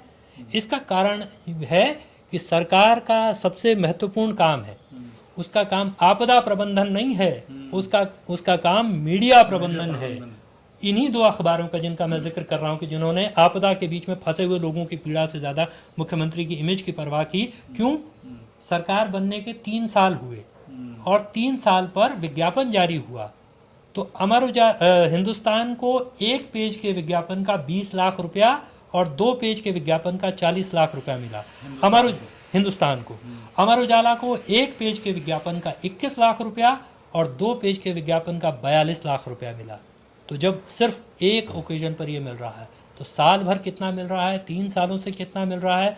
तो उनके लिए आपदा क्या हो गया अखबार के लिए? अखबार उनके लिए तो आपदा में अवसर हो गया ना। वो सरकार का महिमा मंडन कर रहे हैं और उसके एवज में पैसा कमा रहे हैं। उनके लिए लोगों का अस्तित्व मिटना आपदा नहीं है, उनके लिए आपदा तब होगी जब ये विज्ञापन बंद हो जाएगा। तो इसलिए ये विज्ञापन बंद ना हो, उन पर किसी तरह की आपदा ना आए, इसलिए जनता की आपदा को कमतर करके दिखाना है, लोगों के साथ इस तरह का मजाक कर रहा है। मुख्यमंत्री का फोटो रोज दिखाना है कि आज मुख्यमंत्री यहाँ गए, आज वहाँ गए। भाई आप अगर 15 दिन 20 दिन 1 महीना होने को है कल धराली के आपदा को, तो 1 महीने में अगर आप 4 लोग भी नहीं ढूंढ पाए, आप क्या आपदा प्रबंधन? इसमें शायद कोई खबर आई थी कि सारे लोग निकाल लिए गए हैं, अब कोई फंसे हुए नहीं है। नहीं, कहाँ? नहीं ऐसा तो कोई नहीं निकाला गया। एक बॉडी मिल गई, वो भी स्थानीय लोगों के प्रयास से मिली। तो जब अगर 1 महीने से कोई बॉडी आप नहीं ढूंढ पा रहे हैं, इतने 15-20 दिन से ज़्यादा थराली में भी हो गया, यहाँ भी हफ्ता 10 दिन होने को है रुद्रप्रयाग में, छेनागाड़, तो जिसका पूरी तरह से अस्तित्व मिट गया, और आप पुनर्वास का, राहत का, बचाव का कोई पैकेज भी नहीं घोषित कर पाए। तो क्या, कौन सा आपदा प्रबंधन? सिर्फ मीडिया प्रबंधन, उसके अतिरिक्त कोई और प्रबंधन नहीं। अच्छा, वो जो महिलाओं के विरोध वाला जो वीडियो था ना सीएम के सामने, वो इनके सोशल मीडिया, सरकारी सोशल मीडिया के जो पेज हैं उनमें भी आया, लेकिन उनमें चालाकी ये हुई कि महिलाओं की आवाज बंद कर दी गई और उसमें म्यूजिक लगा दिया गया। अच्छा, है ना, और लिख दिया गया कि मुख्यमंत्री ने लोगों की बातें सुनी और उनके आंसू पहुंचे। अच्छा। उसमें ये लिखा था आंसू पहुंचे। मतलब इस तरह का वहां भी इस तरह का मैनेजमेंट। वो सब जगह है। जैसे उत्तरकाशी में ही यमुनोत्री वाले रूट पर स्याणा चट्टी एक जगह है, तो स्याणा चट्टी में क्या हुआ कि एक लोकल जो गाड़ है यानी जलधारा है उससे इतना मलबा आया कि यमुना नदी में एक तरह से झील बन गई और झील का पानी चढ़ते चढ़ते लोगों के घरों और पुल के ऊपर आ गया, यानी राष्ट्रीय राजमार्ग के ऊपर वो झील का पानी है। तो वहाँ लोगों ने आक्रोश प्रकट किया। लोगों ने कैसे आक्रोश प्रकट किया? लोग बाकायदा उस झील में उतरे, अच्छा, विरोध करने के लिए नारा लगाते हुए, सरकार की मुर्दाबाद, जिला प्रशासन का मुर्दाबाद करते हुए उस झील के में उतरे। उसका वीडियो है। और उसके बाद फिर ये हुआ कि साहब जिलाधिकारी उनसे मिलने गए, तो जिलाधिकारी उनसे मिलने गए, जिलाधिकारी के साथ वो लोग बात कर रहे हैं। तो फिर यहाँ बाकी जगह अगर आप जिलाधिकारी का जो सोशल मीडिया हैंडल है, उत्तरकाशी का सोशल मीडिया पेज है, उस पर देखें तो बाकी जगह जब वो बयान दे रहे हैं तो उनकी आवाज़ आ रही है, लेकिन जब वो लोगों के साथ बात कर रहे हैं तो वो वीडियो म्यूट कर दिया गया। क्यों भाई, आप क्यों नहीं चाहते कि आपदा के इस क्षण में भी लोगों का आक्रोश प्रकट हो रहा है तो वो क्या आक्रोश प्रकट कर रहे हैं और डिस्ट्रिक्ट मजिस्ट्रेट उनको क्या समझा रहे हैं, ये तो सार्वजनिक होना चाहिए, सामने आना चाहिए, इसमें क्या दिक्कत है? लेकिन वहाँ लोगों की आवाज़ बंद कर, यानी आपदा में भी आप नहीं चाहते कि लोगों का स्वर सुनाई दे। बेसिकली वो अपनी इमेज बचाने की कोशिश कर रहे हैं, विरोध ना दिखे ताकि वो मोमेंटम क्रिएट ना हो सरकार के खिलाफ। मरे इसमें क्या सामान्य बात है ना, आपदा होगी, लोग डूबेंगे, लोग यदि संकट में खड़े होंगे तो वो अपना आक्रोश भी नहीं प्रकट कर। ये उस दौर में है जब टीवी पे मोदी साहब बोलते हैं कि उनकी मां को गाली दिया गया और उनके कार्यकर्ता, उनके प्रदेश अध्यक्ष, ये तमाम लोग आंसू बहाने लगते हैं। जैसे एक दौर में रामायण देखते हुए कई लोग जब राम जाते हैं वनवास के लिए तो होता था कि टीवी पे भी लोग रोने लग जाते थे कि राम जी जा रहे हैं। तो ये उस दौर में है जहां रोती हुई चीज़ें, एक आपने देखा होगा गुजरात में एक कोई रैली या कुछ कर रहे थे, एक युवक जो है हाथ में वो बैनर लेके रो रहा है फपक फपक कर, तो वो दिखा रहे हैं लेकिन आक्रोश नहीं दिखा रहे हैं। रोना, आंसू, सब कुछ या तो ब्रांडिंग है और या फिर चुनावी जीत के लिए है। क्योंकि यहाँ जो आपदा हो रही है उसमें लोगों का आक्रोश, लोगों का पीड़ा, लोगों का दुख दर्द, वो किसी तरह के ब्रांडिंग में काम नहीं आता, वो किसी चुनाव के जीतने में काम नहीं आता, इसलिए उसका कोई मोल नहीं, उसको दिखने भी नहीं देना है, उनकी आवाज़ को सुनने भी नहीं देना है, ये उपक्रम। बट सर आपको लगता है भारत एक इमोशनल देश रहा है जहाँ पर कि एक बार अगर कोई आदमी सड़क पे कह दे कि मेरे साथ कुछ गलत हो रहा है या मुझे आपकी मदद चाहिए तो सैकड़ों लोग जो है जमा हो जाते हैं। आप जेपी के आंदोलन से लेके कोई भी आंदोलन देख ले, चाहे वो गांधी की बात करे, वो इमोशनली लोगों से जुड़ते थे। आज के दौर में लोगों के मासूमियत का, इमोशन का फ़ायदा उठाया जा रहा है। सरकारें या फिर सरकार में बैठे लोग या जो कार्यकर्ता हैं वो उसको बेच रहे हैं। बिल्कुल बिल्कुल यही हो रहा है। और ये सिर्फ बीजेपी के साथ है या सब पार्टियां ऐसा कर रही हैं? सब पार्टियां हैं वैसे, लेकिन बीजेपी में कुछ ज्यादा लोग हैं। अब केदारनाथ, इसी रुद्रप्रयाग वाली आपदा की हम बात करें तो विधायक केदारनाथ आशा नौटियाल जी तो गई वहां, दूसरे दिन वहां गई थी, अपना फोटो शूट किया उन्होंने पानी में तैरते हुए और वो करते हुए, और एक जगह पे जाके रोने लगे कि यहाँ इतना नुकसान हो गया, वो हो गया।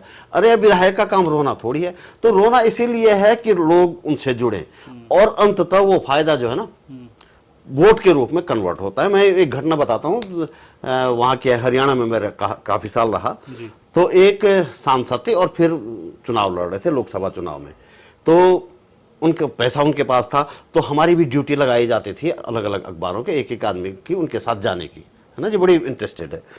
तो एक दिन मेरी भी ड्यूटी लग गई, मैं उनके साथ अपनी गाड़ी में बिठाते थे, वो आगे वो बैठते थे, पीछे पत्रकार लोग बैठते थे। तो मैं भी गया, एक गाँव में गए वो, तो वहाँ उन्होंने भाषण दिया। भाषण देते देते साहब वो फपक फपक कर रोने लगे, बुरी तरह रोने लगे। अब भाषण खत्म करके आए, हम गाड़ी में बैठे, तो आते ही गाड़ी में बैठते पता क्या बोल रहे हैं, ठीक इनकी और बहन की गाली देके कर दी इनकी। तो ये है इनका चरित्र। तो इसलिए जब भी कोई नेता मुझे रोता हुआ दिखता है, मुझे वो आदमी याद आता है कि जो वहां तो रोया और आते ही गाड़ी में बैठते ही बहन की गाली देके कह रहा है कि ठीक कर दी इनकी। तो इनका दरअसल वही है। और ये रोने से हम लोग जो है ना भावुक, जैसे आप कह रहे हैं भावुक तो है ही, हमें लगता है अरे वास्तव में रो गया, जबकि वो बिल्कुल वो मगरमच्छ के आंसू हैं, कतई इनके आंसू। हरिशंकर परसाई की एक कहानी है भेड़ और भेड़िया, तो मुझे वो याद आ गया कि जब भेड़िया जो है वो दूब लेके और गले में कंठी माला पहन के भेड़ के बीच में जाता है और रोता हुआ कहता है कि हम तो आपकी सेवा के लिए आए हैं। तो वो जो हरिशंकर परसाई ने तब लिखा था, अब एक्चुअल स्वरूप उसका हमें दिख रहा है। बिल्कुल। असली चलिए अब बात करते हैं सर भू कानून को लेकर, चूंकि आपके ट्विटर हैंडल पे मैंने देखा है खूब आप उठाते रहे हैं और हाल के दिनों में काफ़ी आंदोलन भी हुए थे, देहरादून में बंद का भी आयोजन किया गया था। आखिर में जैसे बाहर के कई सारे लोग हैं जो इन दिनों देहरादून में शिफ्ट हुए हैं या फिर ज़मीन देख रहे हैं या वो रहना चाहते हैं, पॉल्यूशन वगैरह कई सारे कारण हैं, उनको समझाने के लिए आप बताएं कि ये भू कानून क्या है, क्या ये उन लोगों को फ़ायदा दे रहा है और यहाँ के लोग क्यों विरोध कर रहे हैं, उनको किस बात का डर है, क्या वो विकास नहीं चाहते हैं या कुछ और वजह है? आप दोनों बोल सकते हैं भाई से। देखिए, ऐसा है कि एक तो ये समझना चाहिए कि ज़मीन एक ऐसा संसाधन है दुनिया में इस समय, पूरी दुनिया में, जो कि कम हो रहा है, ख़त्म हो रहा है। नई ज़मीन आप बना नहीं सकता, आप ज़मीन नष्ट कर सकते हैं, बर्बाद कर सकते हैं, नई नहीं बना सकते। तो एक तो जो बड़ा पूंजीपति वर्ग है, कॉरपोरेट है पूरी दुनिया में, उसमें होड़ है कि वो कितनी ज़्यादा ज़मीन कब्जा कर सकता है। तो ये तो एक वैश्विक परिदृश्य है। ठीक है। हमारे यहाँ जो अलग राज्य की बात हुई, तो 1952 से ये बात शुरू हुई, 1994 में एक आंदोलन हुआ। उस आंदोलन में भी ये बात थी कि भाई जो संसाधन है, जल है, जंगल है, ज़मीन है, उस पर किसका अधिकार? तो उस पर जो स्थानीय लोग हैं उनका अधिकार उन संसाधनों पर। तो ये एक बैकग्राउंडर है। इस बैकग्राउंडर के साथ ये बात है कि यहाँ जो ज़मीन का कानून है, तो हमारे यहाँ चूँकि उत्तर प्रदेश का हम हिस्सा रहे तो अधिकांश कानून वही है। तो उत्तर प्रदेश में जो ज़मीन का कानून है उसका नाम है उत्तर प्रदेश ज़मींदारी विनाश और भूमि सुधार अधिनियम, Uttar Pradesh zamindari abolition and land reforms act 1950। ये 1950 का कानून कहता है कि किसी भी व्यक्ति के पास 12.5 एकड़ से ज़्यादा ज़मीन नहीं हो सकती। ये उत्तर प्रदेश में भी लागू है? उत्तर प्रदेश में लागू है। इसको कहते हैं कि लैंड सीलिंग। उत्तर प्रदेश में आज भी लागू है। आज भी लागू है। अपर लिमिट क्या है? अपर लिमिट है कि 12.5 एकड़। तो कानून में आप देखें, नाम में निहित है ना, जमींदारी विनाश। आज़ादी के आंदोलन से हमने पाया कि भाई कोई भी आदमी असीमित भूमि का मालिक नहीं होना चाहिए, असीमित संसाधनों का मालिक नहीं होना चाहिए। तो जमींदारी खत्म की गई और 12.5 एकड़ सीलिंग फिक्स की गई। तो ये उत्तर प्रदेश में हुआ। राज्य बना तो यहाँ सरकार ने ये प्रावधान किया कि भाई पहले उसको 500 वर्ग मीटर रखा गया कि कोई आदमी बाहर से अगर आए तो वो 500 वर्ग मीटर आवासीय भूमि खरीद सकता है उत्तराखंड में। फिर वो थोड़ा कैप उसको और कम किया गया, 250 वर्ग मीटर आवासीय उद्देश्य के लिए, आवासीय पर्पज़ के लिए यदि आप ज़मीन खरीदना चाहते हैं तो 250 स्क्वायर मीटर ज़मीन आप खरीद सकते हैं। ये व्यवस्था सुनिश्चित की गई। 2018 में जब भारतीय जनता पार्टी की ही सरकार थी, त्रिवेंद्र सिंह रावत मुख्यमंत्री थे, तो वो ये इस कानून में एक संशोधन लेकर के आए और उसमें उन्होंने प्रोविज़न किया कि यदि औद्योगिक प्रयोजन के लिए, इंडस्ट्रियल पर्पज़ के लिए ज़मीन खरीदी जाएगी तो उस पर कोई अपर लिमिट नहीं होगा। यानी औद्योगिक प्रयोजन के लिए आप पूरे पहाड़ का पहाड़ खरीद सकते हैं। इसमें वो 250 वर्ग मीटर भी एक तरफ चला गया और वो जो 12 एकड़ 12.5 एकड़ की कैप है, सीलिंग है, वो भी ख़त्म कर दी गई। तो एक तरह से नए कॉरपोरेट ज़मींदार बनाने का इंतज़ाम हुआ कि असीमित भूमि का मालिक कोई व्यक्ति हो सकता है, सिर्फ उसको औद्योगिक प्रयोजन करना है। दूसरा, उसमें ये प्रावधान किया गया कि कृषि भूमि को अकृषि कराने की एक प्रक्रिया है। 143 उसमें सेक्शन है उत्तर प्रदेश के ही कानून में, लैंड यूज चेंज कराने का। तो भूमि को एग्रीकल्चरल लैंड से नॉन एग्रीकल्चर आपको कराना है, तो एक प्रक्रिया है। तो इसमें ये प्रावधान किया गया 2018 में कि अगर आप औद्योगिक प्रयोजन के लिए ज़मीन खरीदते हैं तो उसका लैंड यूज स्वतः ही बदल जाएगा। अच्छा, तो करवाने की ज़रूरत नहीं है तब। तो इसके खिलाफ विरोध के स्वर शुरू हुए तो धीरे धीरे इसमें लगा कि भाजपा को भी शायद लगा कि कोई स्कोप है। उन्होंने इसका कम्युनलाइजेशन शुरू किया, इसका सांप्रदायिकरण शुरू किया कि बाहर के लोग आ रहे हैं, बहुत सारे आ रहे हैं, ये हो रहा है ज़मीन। आसान भाषा में कहते हैं हिंदू मुसलमान। हाँ, वही मैंने कहा कि सांप्रदायिक। और यहाँ हिंदू मुसलमान के साथ ही देसी और पहाड़ी, मैदानी और पहाड़ी भी फैक्टर जुड़ गया। पहले हिंदू मुसलमान थे, अब इसमें ये फैक्टर भी पहाड़ी भी हो गए। मैंने इसमें भाजपा ने तो उसका सांप्रदायिकरण करना शुरू किया। तो हमने जब इस बात को लोगों के सामने कहा, हमारे जैसे लोग जो लगातार इस सवाल को 2018 से उठा रहे थे, तो हमने जब इस सवाल को लोगों के सामने से रखा कि भाई ये भाजपा वाले यही तो जिम्मेदार हैं ज़मीनों की असीमित बिक्री के लिए, बेरोक-टोक बिक्री के लिए, तो ये थोड़ा पीछे हटा। लेकिन फिर इसमें ये जो जिसको भट्ट कह रहे हैं कि भाई दूसरा एंगल उसमें आ गया कि बाहर पहाड़ मैदान का सवाल इसमें खड़ा हो गया, बाहर भीतर का सवाल इसमें पैदा करने की कोशिश की गई। तो उसके जरिए क्या हुआ, उसके जरिए ये हुआ कि भाई जो छोटा छोटा जमीन खरीद, हमले का फोकस बदल गया असल में। अब फोकस वो बड़ा पूंजीपति नहीं है जो असीमित भूमि का मालिक हो रहा है, बल्कि वो छोटा छोटा जो जमीन खरीद रहा है, या जो जमीन नहीं भी खरीद रहा है, वो नदी के किनारे कहीं रह रहा कहीं है, पे भी बस रहा है, रह रहा है, तो उसके खिलाफ हो गया उसके मामला। खिलाफ पूरा अभियान हो गया। तो जैसे ही अभियान आप ये किसी भी तरह का विभाजन, असल में कोई भी विभाजन, वो सांप्रदायिक विभाजन हो, वो पहाड़ मैदान हो, वो बाहरी भीतरी का विभाजन हो, उसके निशाने पर कभी ताकतवर लोग नहीं होते, उसके निशाने पर हमेशा कमजोर लोग होते हैं। तो यहाँ भी इस पूरे अभियान में यही कोशिश। इसका एक छोटा सा उदाहरण मैं देता हूँ। जैसे देहरादून में एलिवेटेड रोड बन रही है नालों के किनारे, रिस्पना बिंदाल के किनारे, तो हम उसका विरोध कर रहे हैं कि भाई इतने लोग यहाँ रह रहे हैं, तो हमें पता क्या कहा जाता है कि भागने दो ना इनको, यूपी बिहार के हैं। तो लड़ाई यूपी बिहार जो बेचारे, और उनके बिना काम भी नहीं चल सकता। मतलब सरकार अपना काम करवाने के लिए किसी भी तरीके से हाँ, आपके दिमाग में नफरत बढ़ती है और आप ही को आप अपने लोगों के खिलाफ खड़े कर देती है। मुसलमानों के बाद यूपी बिहार वाले जो नदियों के किनारे बेचारे गरीब रह रहे हैं और तमाम कोठियों में तमाम बड़े लोगों की सेवा यही करते हैं, जो मकान बना रहे हैं यही बना रहे हैं, लेकिन वो नहीं चाहिए उनको भगाओ यहाँ से। मतलब यहाँ लड़ाई यूपी कन्वर्ट बिहार वाले में वो नहीं है कि हिंदुओं को मुसलमानों से खतरा है, या वो सबसे खतरा है? वो सबसे, जो यूपी बिहार के हिंदू मुसलमान सबसे खतरा है। उस विभाजन के अलग अलग चैंपियन हैं। हिंदू मुस्लिम विभाजन की चैंपियन भाजपा है ना, वो इस राज्य के भीतर भी है। उसके नेतृत्वकारी इस राज्य के मुख्यमंत्री वो रोज नया जिहाद ईजाद करते हैं। वो लैंड जिहाद से शुरू हुआ और लव जिहाद, थूक जिहाद, जिहाद, जाने कौन कौन जिहाद, वो वो भाजपा का है। ये डिवीजन के नायक दूसरे हैं। अच्छा, और ये भी एक तरह से समाज के नए उभरते नायक हैं। कौन है ये? है ना, वो जो भी नौजवानों का भी एक हिस्सा है। अच्छा, और हम भी अच्छा, वो कोई राजनीतिक दल नहीं है? नहीं, वो भी दरअसल उन्हें भी लग गया है कि ये शॉर्टकट है, ये इस तरह की नफरत से जो है हम राजनीति में आगे बढ़ सकते हैं। ये स्कोप पैदा करने वाली स्कोप पैदा करता है। तो इसलिए ये विभाजन के दूसरे चैंपियन हैं। तो एक तरह से हमारे ज़मीन के सवाल की बात हम भी कर रहे हैं। हम भी कह रहे हैं कि भाई ज़मीन की बेरोक टोक बिक्री नहीं होनी चाहिए, संसाधनों की लूट नहीं होनी चाहिए, लेकिन संसाधनों के असल लुटेरे पर वो निशाना नहीं लगा रहे। हम संसाधनों के असल लुटेरे पर निशाना लगा रहे हैं कि ये हैं जो संसाधनों की लूट कर रहे हैं। जंगल की लूट, ज़मीन की लूट, पानी की लूट, पानी की भी लूट एक तरह से जल विद्युत परियोजनाओं के नाम पर संसाधनों के बड़े पैमाने पर लूट है। तो वो उस लूट पर हम निशाना लगाना चाहते हैं, लेकिन वो एक हिस्सा है कि जो उस लूट से ज़्यादा उसके जरिए उसमें अवसर देखता है और छोटे हिस्से पर निशाना लगा करके एक तरह का सनसनीखेज मामला बनता है।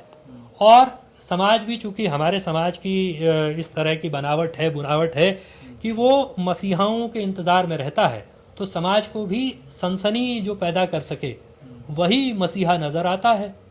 तो इसीलिए वो दुष्यंत कुमार एक ज़माने में कह गए शेर उनका बड़ा प्रचलित है कि रहनुमाओं की अदाओं पर फिदा है ये दुनिया, इस बहकती दुनिया को संभालो यारो। लेकिन रहनुमाओं पर फिदा होने का चलन बना रहता है, बहकती दुनिया संभलती कम है, वो नए मसीहाओं के ट्रैप में फंसती ज़्यादा है। तो वर्तमान में क्या अभी भू कानून क्या है जो बदलाव किया गया, उसके बाद क्या अच्छा, बचा? इस बदलाव की जब त्रिवेंद्र रावत ने, जैसे बता रहे हैं, जो बदलाव किया था, तो हम लोगों ने इसका तभी से विरोध शुरू कर दिया था, है ना। भू कानून में संशोधन का हमने विरोध तभी शुरू कर दिया था। और हमारा यही था भाई, ये जो पूंजीपति हैं तो ये पूरे के पूरे पहाड़ खरीद लेंगे, इसलिए, और खरीदे भी हैं उन्होंने। तमाम पहाड़ों को काटकर जो बड़े बड़े होटल बन रहे हैं वो बन रहे हैं, सारा इसी का हिस्सा है। तो ये लड़ाई तो हमने तभी शुरू कर दी थी। हमारा सीधा ये कहना था भाई, संसाधन जो हैं हमारे पास, जो उपलब्ध संसाधन हैं, उन पे पहला हक तो यहाँ के लोगों का है ना। जो बाहर से आ रहे हैं हक उनका भी है, वो रह सकते हैं, जो हमारा संविधान तो सबको रहने की इजाज़त देता है। तो ठीक था, ये वो रहने के लिए अपना पहले 500 वर्ग मीटर था, बाद में 250 हुआ, तो आए रहें, लेकिन असीमित जमीन वो न खरीदें। तो इसलिए हमने वहाँ शुरू कर दिया था आंदोलन। लेकिन धीरे धीरे, दरअसल हमारी सरकार पता क्या करती है, जब वो देखती है कि कोई आंदोलन बड़ा हो रहा है, वो एक पैरेलल आंदोलन शुरू कर देती है। ये हमने कई मामलों में देखा। ये हमने गैरसैंण राजधानी के आंदोलन में देखा। जब हम गैरसैंण को राजधानी बनाने के लिए आंदोलन कर रहे थे, पद यात्राएं हमारे कुछ लोग कर रहे थे, तब उन्होंने यहाँ परेड ग्राउंड में कुछ लोगों को परमानेंट बिठा दिया, गैरसैंण राजधानी के पक्ष में धरना शुरू कर दिया, कई महीने तक चला। तो ये अब होता क्या है उसमें कि जब मामला आगे बढ़ जाता है, फिर कहीं समझौते की बात होती है, तो वो लोग सरकार के पक्ष में जो सरकार बोलती है वो मान लेते हैं। इसके अलावा एक और उदाहरण, ये तो कॉर्पोरेट कल्चर है। हाँ, कि ये जैसे सरकार आदमी की- कोई आदमी के खिलाफ हाँ, खड़ा कर देता है और जो बाबा मालिक है वही वो है। चुपचाप पीछे बैठा है। यहाँ जो है जो देहरादून में पेड़ काटने की बात हुई थी, ये रोड चौड़ी करनी है, ये करना है, तो हम लोग विरोध कर रहे थे। तो इन्होंने एक कमेटी बनाने की बात कही कि नागरिकों की एक कमेटी बनाई जाए। तो उस कमेटी की एक डेट तय की गई। तो हम लोग जब वहां पहुंचे, बसंत विहार में कोई ऑफिस था, तो वहां हमारे बीच के कुछ लोग जो हमारे साथ आंदोलनों में भी रहते हैं, वो पहले वहां पहुंचे हुए थे और पता चला कमेटी तो बन गई है उनकी, वो कमेटी उनकी पहले से बन गई थी। तो हमने विरोध किया, नारेबाजी की, लेकिन नारेबाजी का क्या होना था, वो कमेटी में शायद वही आज भी हैं और वो पेड़ काटने की वो नागरिकों की तरफ से अनुमति मिल रही है। ये अब भू कानून का आंदोलन हुआ, यहां हमने तो उसी दिन से शुरू कर दिया था कि स्थानीय लोगों का पहला हक, भाई हमारा पहला हक है, और पहाड़ों को तुम असीमित ये लोग खरीदते रहेंगे तो ये तो पहाड़ों को बिल्कुल खत्म कर देंगे।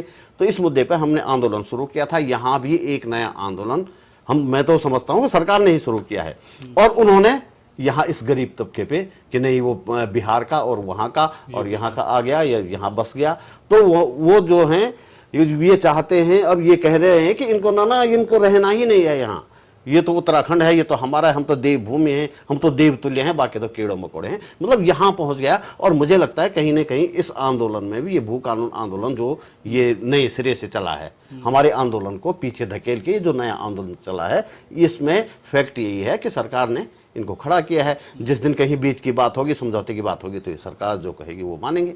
तो इस तरह का यहाँ पे काफी समय से चलन चल रहा है। अभी क्या कानून है? अभी तो देखिए ऐसा हुआ कि सरकार ने उसमें एक कमेटी बनाई। जब ये सब सवाल बड़ा होने लगा तो यही मुख्यमंत्री पुष्कर सिंह धामी के पिछले कार्यकाल में एक कमेटी बनी। सुभाष कुमार एक रिटायर्ड IAS हैं, चीफ सेक्रेटरी रहे हैं इसी राज्य के, उनकी अध्यक्षता में एक कमेटी बनी। उस कमेटी ने इनके सरकार में आने के बाद अपनी रिपोर्ट सौंपी, है ना, और रिपोर्ट सौंपने के बाद फिर उससे एक साल बाद 2023 में ये हुआ कि सरकार ने फिर उस समय की अपर मुख्य सचिव, जो बाद में मुख्य सचिव हुई, राधा रतूड़ी जी, उनकी अध्यक्षता में उस कमेटी की रिपोर्ट पढ़ने के लिए एक और कमेटी बना दी। ये चला सिलसिला एक समय तक। और उसके बाद सरकार ने जो जुमले यहाँ लोग इस्तेमाल करते थे, जैसे लोग यहाँ कहते थे कि हिमाचल जैसा भू कानून चाहिए, सख्त भू कानून चाहिए, तो सरकार ने ये सारे जुमले पकड़ लिए और उन्होंने कहा बिल्कुल बना रहे।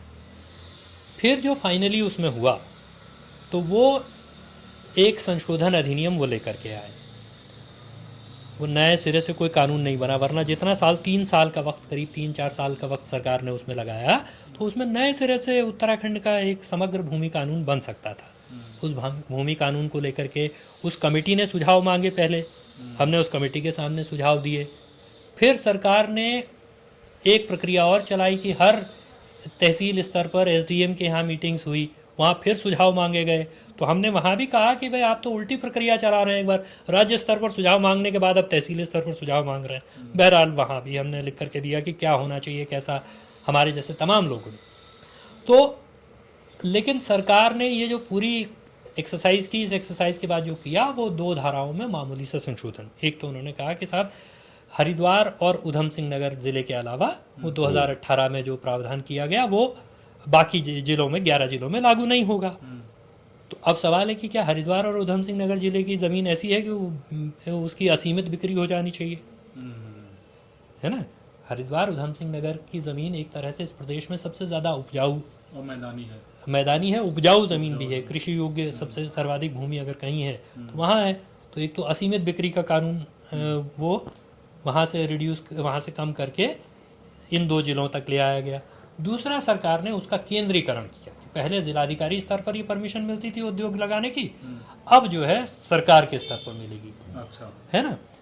तीसरा उसमें जो चतुराई है वो ये है कि लेकिन ये कानून जो है नगर क्षेत्र के बाहर लागू होगा।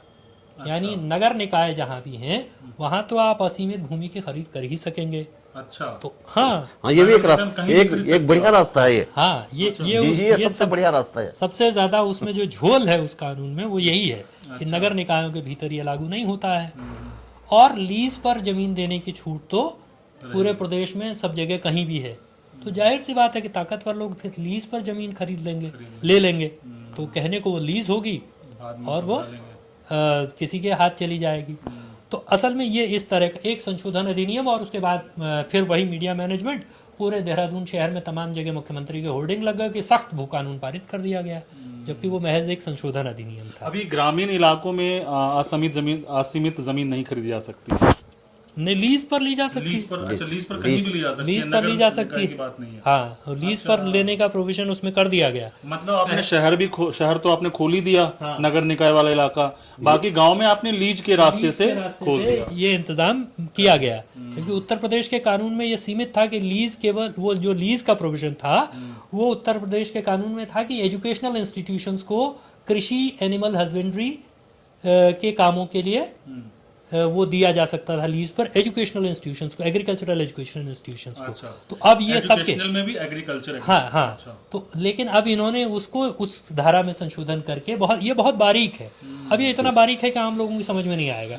तो उस धारा में संशोधन करके ये किया गया कि भाई उसको खोल दिया, उसमें उद्योगों के लिस्ट स्पेसिफाई कर दी और कहा कि लीज पर तो ज़मीन ली जा सकती है 30 बरस के लिए या जितने बरस के लिए भी। तो ये किया गया। तो अब लेकिन इसमें सवाल क्या है? इसमें सवाल ये है कि भाई हम ये तो बहुत बार लोग हम जैसे लोगों से ये कहते हैं कि भाई आप लोग तो सब चीज़ का विरोध कर देते हो, ऑल्टरनेटिव आप कुछ बता नहीं रहे हो। तो एक तो मैं कह रहा हूँ कि ऑल्टरनेटिव हमने बताया, हमने सरकार को लिख करके दिया कि कैसा भूमि कानून चाहिए।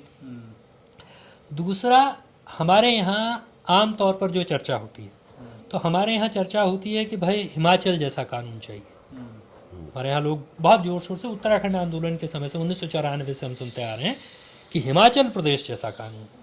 तो हिमाचल जैसे कानून से लोगों का आम तौर पर जो आशय है वो ये है कि जो Himachal tenancy and land reform act 1970 है, उसमें एक तो हिमाचल उस कानून में ये प्रावधान है कि भाई 30 साल से पहले कोई बाहर का व्यक्ति आकर के हिमाचल प्रदेश में ज़मीन नहीं खरीद सकता, किसी तरह की ज़मीन। ये लोगों को मोटे तौर पर ये रहता है कि उसका हिमाचल जैसे कानून का मतलब है ये। लेकिन हिमाचल के कानून में सिर्फ इतनी बात नहीं, हिमाचल प्रदेश के कानून में एक ये प्रावधान है, दूसरा उस कानून में ये भी स्पेसिफाई किया गया है कि किस प्रयोजन के लिए कितनी ज़मीन। आपको मकान बनाना है तो उसके लिए कितनी ज़मीन, आपको दुकान बनानी है उसके लिए कितनी ज़मीन।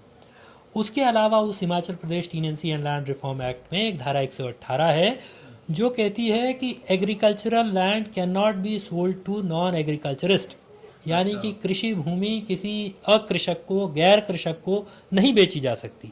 इसमें हिमाचल प्रदेश का बाशिंदा होने और नहीं होने का कोई मतलब नहीं है, वो किसी भी नॉन एग्रीकल्चरिस्ट को एग्रीकल्चरल लैंड नहीं बेची जा सकती। तो कृषि भूमि के संरक्षण का एक तरह से कानून हुआ, जिसकी ज़रूरत उत्तराखंड को भी है, पूरे देश को भी एक तरह से कृषि भूमि के संरक्षण के कानून की ज़रूरत है। लेकिन इसमें एक और बात है कि हिमाचल प्रदेश ने यहाँ से शुरू नहीं किया। हिमाचल प्रदेश ने 1968 में एक नौतोड़ लैंड रूल्स बनाए। वो क्या थे? वो था कि भाई जो भूमिहीन लोग हैं उनको भूमि का वितरण करना, जो सीलिंग से फाजिल ज़मीन है या जो सरकार की बेनाब बंजर जो ज़मीनें हैं उन ज़मीनों का भूमिहीनों में वितरण करना।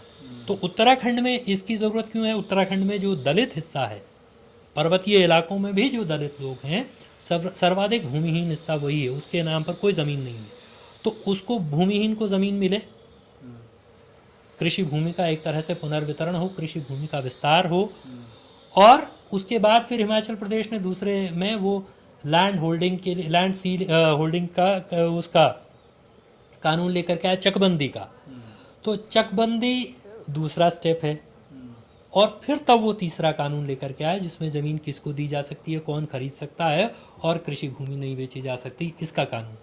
तो ये जो सारे लैंड कंसोलिडेशन चकबंदी को कहते हैं अंग्रेज़ी में, तो लैंड कंसोलिडेशन का कानून वो लेकर के आए दूसरे नंबर पर। और फिर उन्होंने ये प्रावधान किया कि कृषि भूमि अकृषक को नहीं बेची जा सकती, बाहर वाला 30 साल से ज़मीन नहीं खरीद सकता। यहाँ तक कि जम्मू कश्मीर में भी जो सबसे बड़ी बात हुई, जिसको लोग कम चर्चा करते हैं, जम्मू कश्मीर की दूसरी, वहाँ भी सबसे पहले ये जो भूमि का पुनर्वितरण है, एक तरह से भूमि सुधार जिसको कहा जाता है, लैंड रिफॉर्म। तो लैंड रिफॉर्म एक अनिवार्य शर्त है किसी भी जगह कृषि भूमि की बेहतरी के लिए। तो वहाँ भी लैंड रिफॉर्म सबसे पहले हुआ। तो हमारा चूँकि इन राज्यों की चर्चा इसलिए क्योंकि हमारा भी भूगोल उनके जैसा है। तो हमको ज़मीन के कानून में भूमि सुधार की ज़रूरत सबसे पहले है, जिसमें भूमि का पुनर्वितरण जो भूमिहीन है उनको, फिर उसके बाद चकबंदी, और फिर उसके बाद इस तरह का इंतज़ाम कि कृषि भूमि के संरक्षण, कृषि भूमि का संरक्षण हो, कृषि भूमि का विस्तार हो, ये हमको ज़रूरत है। अब वन कटाई पे आते हैं। हाल के दिनों में मैंने देखा था कि पता नहीं कौन से जंगल का था, आप ज़्यादा अच्छा बता पाएंगे, जहाँ पे यहीं के लोकल लोग थे, स्थानीय कोई दबंग नेता रहे होंगे, जिन्होंने कि काफ़ी एरिया जो है बाउंड्री कर दिया था। खलंगा के जंगल की बात। हाँ, तो ये अंदर खाने कौन लोग हैं जो इस तरह की चीज़ें, क्या ये बाहर के लोग हैं, दिल्ली हरियाणा के लोग हैं, या फिर ये स्थानीय लोग ही हैं? अब ये तो कैसे कह सकते हैं बाहर के हैं या स्थानीय हैं। मतलब वो जो स्ट्रक्चर तोड़ा गया था, जो एक वीडियो में एक महिला दिखती हैं, हाँ, और न्यूज़ मुनी ने भी इसको दिखाया था, तो वो जो स्ट्रक्चर था वो किसका था? वो कहा गया था कि हरिद्वार के कोई हैं, उनकी वो हाँ है तो उत्तराखंड के ही वो। जी। दरअसल इसमें क्या है कि यहाँ के लोग भी अब कुछ समय से जो है ना, कुछ लोग ठीक ठाक पैसे वाले हो गए तो वो कुछ भी कर सकते हैं, ये लेकिन कुछ लोग कौन है? बीजेपी समर्थक हाँ वो तो साफ सी बात है या कि कोई भी ले? सत्ता संरक्षण तो चाहिए इस सब के लिए। ये कानून की बाह मरोड़ने के लिए ये विचित्र विरोधाभास है ना, कि शासन सत्ता है जिसको कानून लागू करना है, लेकिन जब भी कानून का अतिक्रमण करना है, कानून की बाहें मरोड़नी है, तो उसके लिए सत्ता संरक्षण एक अनिवार्य चीज है। तो जाहिर सी बात है कि जहाँ सत्ता है, जहाँ ताकत है, उसी के जरिए ये सब किया जा सकता है, उसी के संरक्षण। कांग्रेस से जुड़े लोग फिलहाल ऐसा करने की हिम्मत नहीं कर सकते, क्योंकि वो बहुत छोटी ताकत है आज की डेट में। और हालांकि कुछ उनमें भी हो सकते हैं जो सत्ता से वो लेते हैं, संरक्षण लेते हैं, लेकिन इतने बड़े पैमाने पर नहीं, जैसे खलंगा के जंगल में हुआ था। वो तो पूरा जंगल घेरने की बात हो रही थी। कितना एरिया होगा वो? ये मुझे आइडिया नहीं, आपको आइडिया है कुछ? अच्छा। तो और वही जंगल, उसमें पहले वाटर ट्रीटमेंट प्लांट लग रहा था, उसका हमने विरोध किया था कि तमाम साल का जंगल है वो। और साल एक ऐसा पेड़ है जो मैदान और पहाड़ का जहां वो होता है ना, उन जगहों उगता है। बहुत खास किस्म का वो पेड़ होता है, उगाया नहीं जाता। अच्छा। वो अपने आप ही प्राकृतिक रूप से पैदा होता है। तो सारे साल के जंगल काट के वाटर ट्रीटमेंट प्लांट उस जंगल में लगाया जा रहा था, खलंगा के जंगल में। उसका विरोध किया तो वो रुक गया, लेकिन फिर उसी के आसपास जो है इतनी बड़ी जमीन खरीद, एक आदमी ने उसकी घेरबाड़ कर रहा था। तो इस तरह का मतलब ये तो सत्ता संरक्षण के बिना तो संभव नहीं है ना।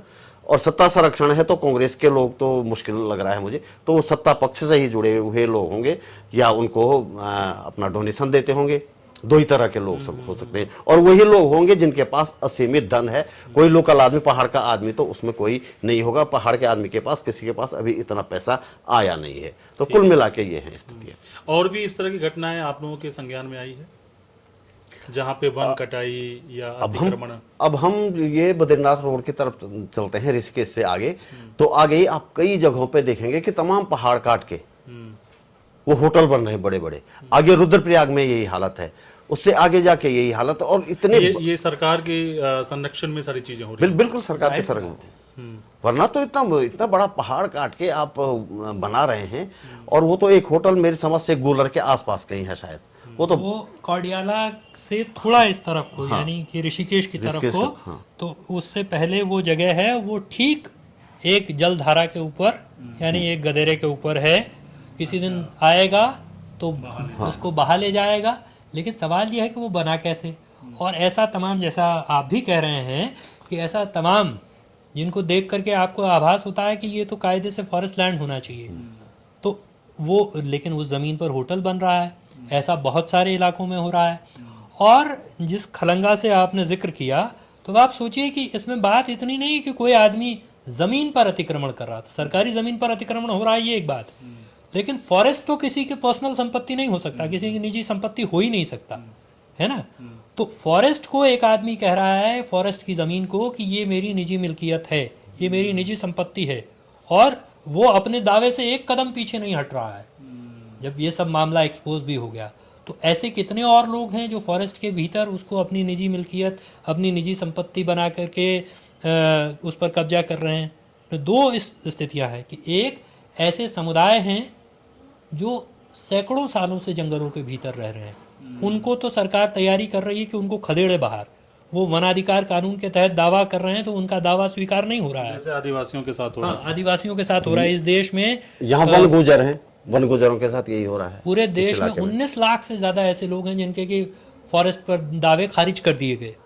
19 लाख परिवार जिनके कि वन अधिकार कानून के तहत दावे खारिज हुए, और एक समय तो ये नौबत आई कि उनको 2019 में फरवरी के आसपास की सुप्रीम कोर्ट ने कहा इन सब लोगों को जंगलों से बाहर खदेड़ दो।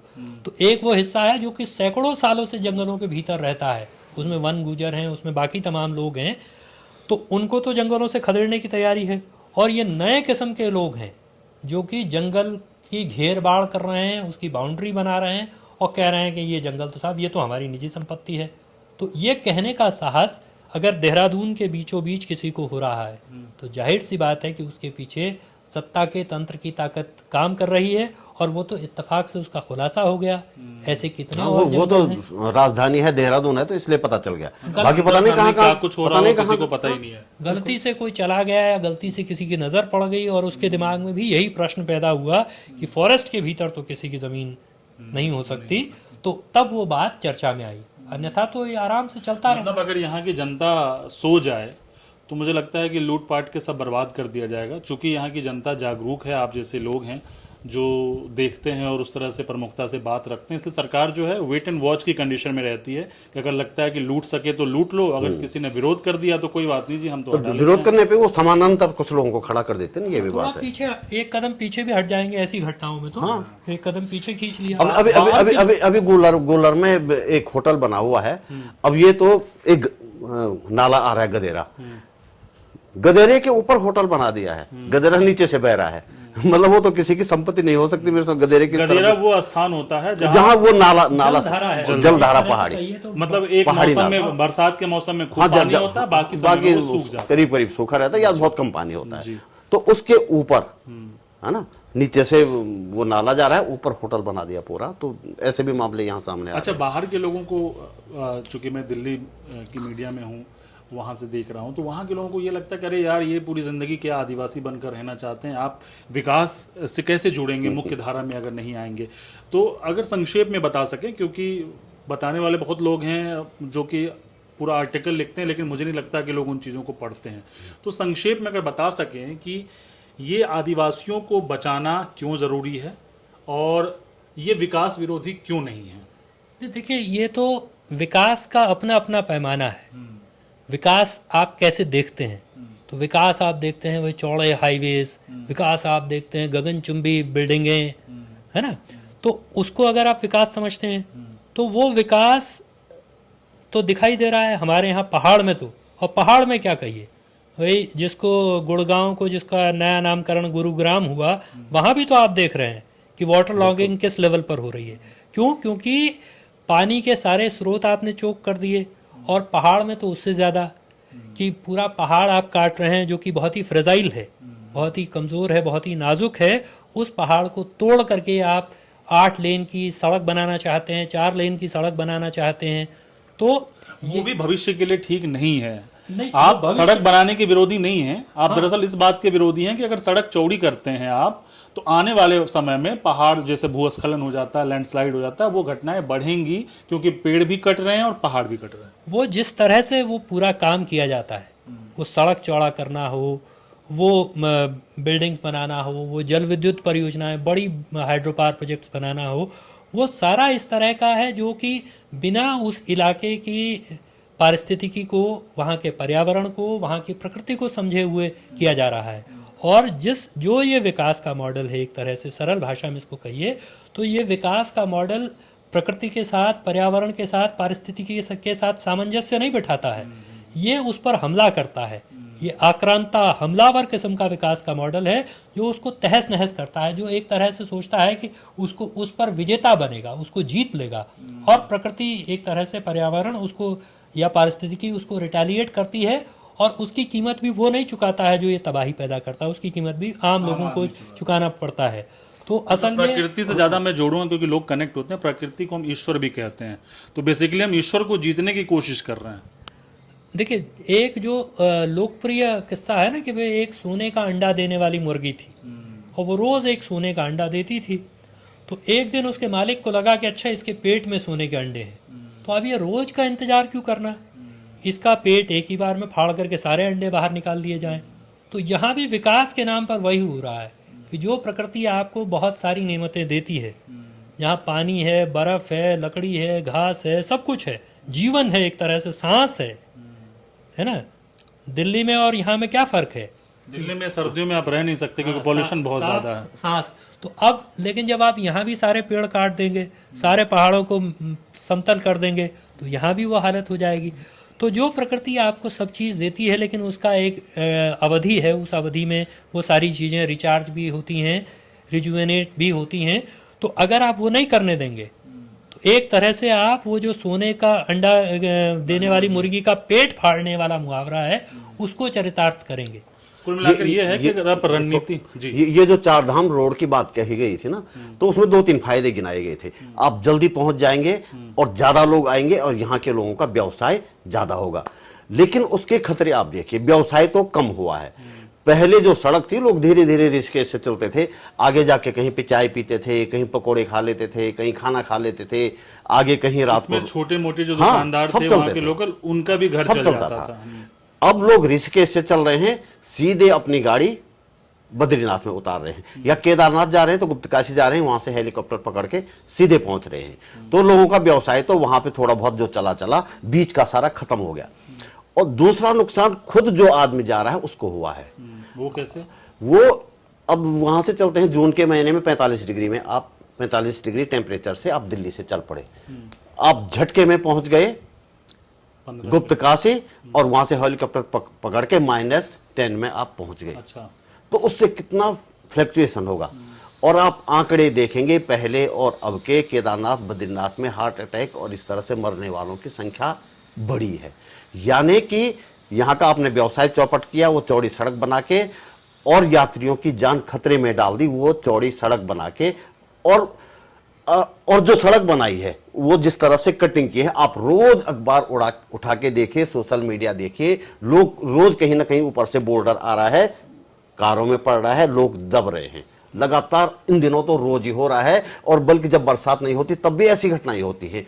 तो लोगों की जान आपने कई तरह से खतरे में डाल दी। तो आप ये विकास किसके लिए कर रहे हैं भैया? जब लोग इस तरह से मर रहे हैं तो किसके लिए है ये विकास हमारा? आपदा और आफत तो है हाँ, ही कि जब वो आती है तो जो भी स्ट्रक्चर है सबको बाहर ले जाती है, और अगर वहाँ लोग हैं तो फिर वो भी मारे जाते हैं। चारधाम रोड का देखो ना, पहले गिने चुने स्लाइडिंग जोन थे, अब तो कदम कदम पे हैं, कदम कदम पे स्लाइडिंग जोन है जो परमानेंट बन चुके हैं, और पता नहीं कितने सालों तक होते रहेंगे। हम तो अभी जब वो ये वाला जोशीमठ वाला मामला हुआ था तो हम लोग गए थे वहाँ, वो हेलंग वाला, यहाँ से वो उत्तराखंड महिला मंच के लोग थे हमारे साथ, तो एक ट्रेवलर गाड़ी, हम वहाँ से आ रहे थे, तो उस समय तो बारिश भी नहीं थी, तो ऊपर से इतने बड़े पत्थर गिरे कि हमारी बस थोड़ा सा बची, और उसने जब ब्रेक मारा तो हम नीचे लुढ़कते लुढ़कते बचे। तो जब बरसात नहीं है तब भी उस सड़क का ये हाल है, तो बरसातों में तो होना ही है, ऑल वेदर रोड जिसको कहा गया है।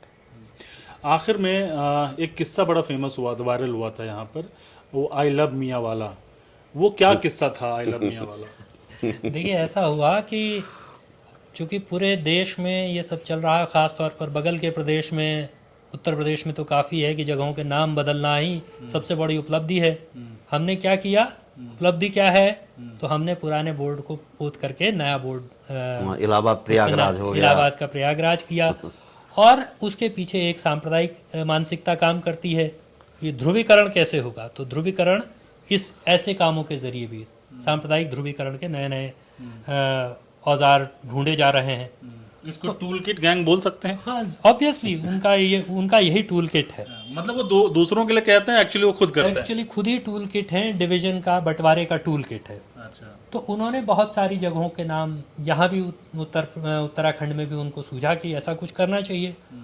तो उनको शायद किसी ने बताया होगा कि साहब मियाँ वाला एक बड़ा खराब नाम है, बताइए मियाँ है उसमें तो उन्होंने झट से आओ देखा न ताओ, मुख्यमंत्री जी ने उसका नाम कर दिया राम जी वाला, मियाँ वाला से अचानक राम जी वाला। और उनको लगा कि शायद जय जयकार होगी, कुछ ऐतिहासिक काम कर रहे हैं, ऐतिहासिक काम कर दिया, योगी जी के बराबर के टक्कर का काम उन्होंने कर दिया है, तो जय जयकार होगी। और उनके एक आध नेताओं ने उनकी जय जयकार करना शुरू किया, होर्डिंग लगा दिए यहीं इसी इलाके में होर्डिंग लगे। तो लेकिन हम लोग मियाँ वाला में ही बैठे, मियाँ वाला से, हाँ, मियाँ वाला में बैठे, इसलिए ये बात ज़्यादा प्रासंगिक है। तो ये सब हुआ, लेकिन अचानक से लोगों ने विरोध करना शुरू किया क्योंकि मियाँ का जो अर्थ आमतौर पर मैदान में लोग समझें या समझाया गया, ऐसा कहें। समझाया गया इस प्रदेश के बाहर, वो एक हो सकता है, लेकिन हमारे यहाँ तो टिहरी और कई इलाकों में मियाँ सरनेम वाले लोग हैं। राजपूत तो हैं। आदमी का नाम है राजपाल सिंह मियाँ, सोबत सिंह मियाँ, है ना, धीरेन्द्र सिंह मियाँ। तो हमने तो भाई जिस दिन ये हुआ हमने कहा भाई तुम राजपाल सिंह मियाँ, सोबत सिंह मियाँ, धीरेन्द्र सिंह मियाँ, गजेंद्र सिंह मियाँ, आज अब तुम सारे के सारे धीरेन्द्र सिंह राम जी वाला हो, सोबत सिंह राम जी वाला हो, राजपाल सिंह राम जी वाला हो, क्योंकि भाई तुम्हारा नाम बदल गया। तो लोगों ने उनको फिर समझाया, उसका इतिहास भूगोल सब बताया गया। तो वही नेता जिन्होंने होर्डिंग लगाया था कि मुख्यमंत्री का और फिर वापस ले लिया कुल मिला के, मियाँ वाला का नाम, वो प्रस्ताव वापस ले लिया। मियाँ वाला का नाम बदलने पर अभिनंदन करते हैं, वही ज्ञापन दे करके गए कि साहब मियाँ वाला का नाम तो नहीं बदलना चाहिए, ये तो मियाँ वाला ही रहना चाहिए। फिर मुख्यमंत्री को वापस वो लेना पड़ा इस इलाके में, चूंकि लोगों ने होर्डिंग्स लगा दिए आई लव मियाँ वाला के पूरा सड़क पर, तो मुख्यमंत्री को वापस लेना पड़ा। तो फिर उन्हीं भाजपा के नेता ने जिन्होंने पहले दिन ये होर्डिंग लगाया था, अपना बड़ा फ्लैक्स टांगा था कि इस ऐतिहासिक काम के लिए कि मुख्यमंत्री ने मियाँ वाला का नाम बदल करके राम जी वाला किया, इस ऐतिहासिक कदम के लिए मुख्यमंत्री जी का अभिनंदन। फिर उन्हीं नेता ने दोबारा से होर्डिंग लगाया कि मुख्यमंत्री जी ने राम जी मियाँ वाला का नाम पुनः मियाँ वाला किया, इसके लिए मुख्यमंत्री जी का अभिनंदन। मास्टर स्ट्रोक, ये फिर मास्टर स्ट्रोक है। तो नाम उन्होंने बदला, फिर कदम पीछा खींचना मास्टर स्ट्रोक है, वो भी मास्टर स्ट्रोक है। तो इस तरह के हास्यास्पद हरकतें जो राज्य के मुख्यमंत्री तो ज़रूर हैं, लेकिन यहाँ के इतिहास से, यहाँ के भूगोल से, यहाँ के लोगों, कौन लोग यहाँ रहते हैं, क्या ताज्जुब ये है कि धामी जी जो खुद हैं उनको भी मियाँ क्या है वो गंभीरता समझ में नहीं आई, और जो उनको मंत्र दे रहे थे इनके सलाहकार होंगे उनको भी शायद ये बात पता नहीं होगी। अरे पूरे सरकारी तंत्र में कोई एक आदमी नहीं है कि जो इतना नहीं जानता हो। ये इसके लिए इतिहास जानने की जरूरत नहीं। वहां तो बाद में तो लोग पूरा इतिहास लेकर के आए कि भाई क्या मियाँ कौन है, कहाँ है, क्या है, का इतिहास कहाँ है, क्या नहीं है, वो तो एक, लेकिन सामान्य बात है ना, हम वो इतिहास जाने बगैर जानते हैं कि फलाने का नाम राजपाल सिंह मियाँ है, फलाने का नाम सोबत सिंह मियाँ है। 10 मियाँ लोगों को तो हम भी जानते हैं, है ना, सामान्य बोध से जानते हैं। तो इसका मतलब मुख्यमंत्री के पास या मुख्यमंत्री की पूरी मशीनरी के पास ये सामान्य बोध या लोगों की सामान्य जानकारी भी नहीं है, इसका अर्थ ये। चलिए, काफ़ी लंबी बातचीत हुई, लेकिन ये बातचीत इसलिए भी ज़रूरी है कि आमतौर पर जब आपदा आती है तो सारे चैनल्स के जो हैं वो रिपोर्टर दौड़ते हैं और 1 से 2 दिन में जो उनको दिखता है उतना रिपोर्ट करते हैं, लेकिन उनको गहराई नहीं पता होती है।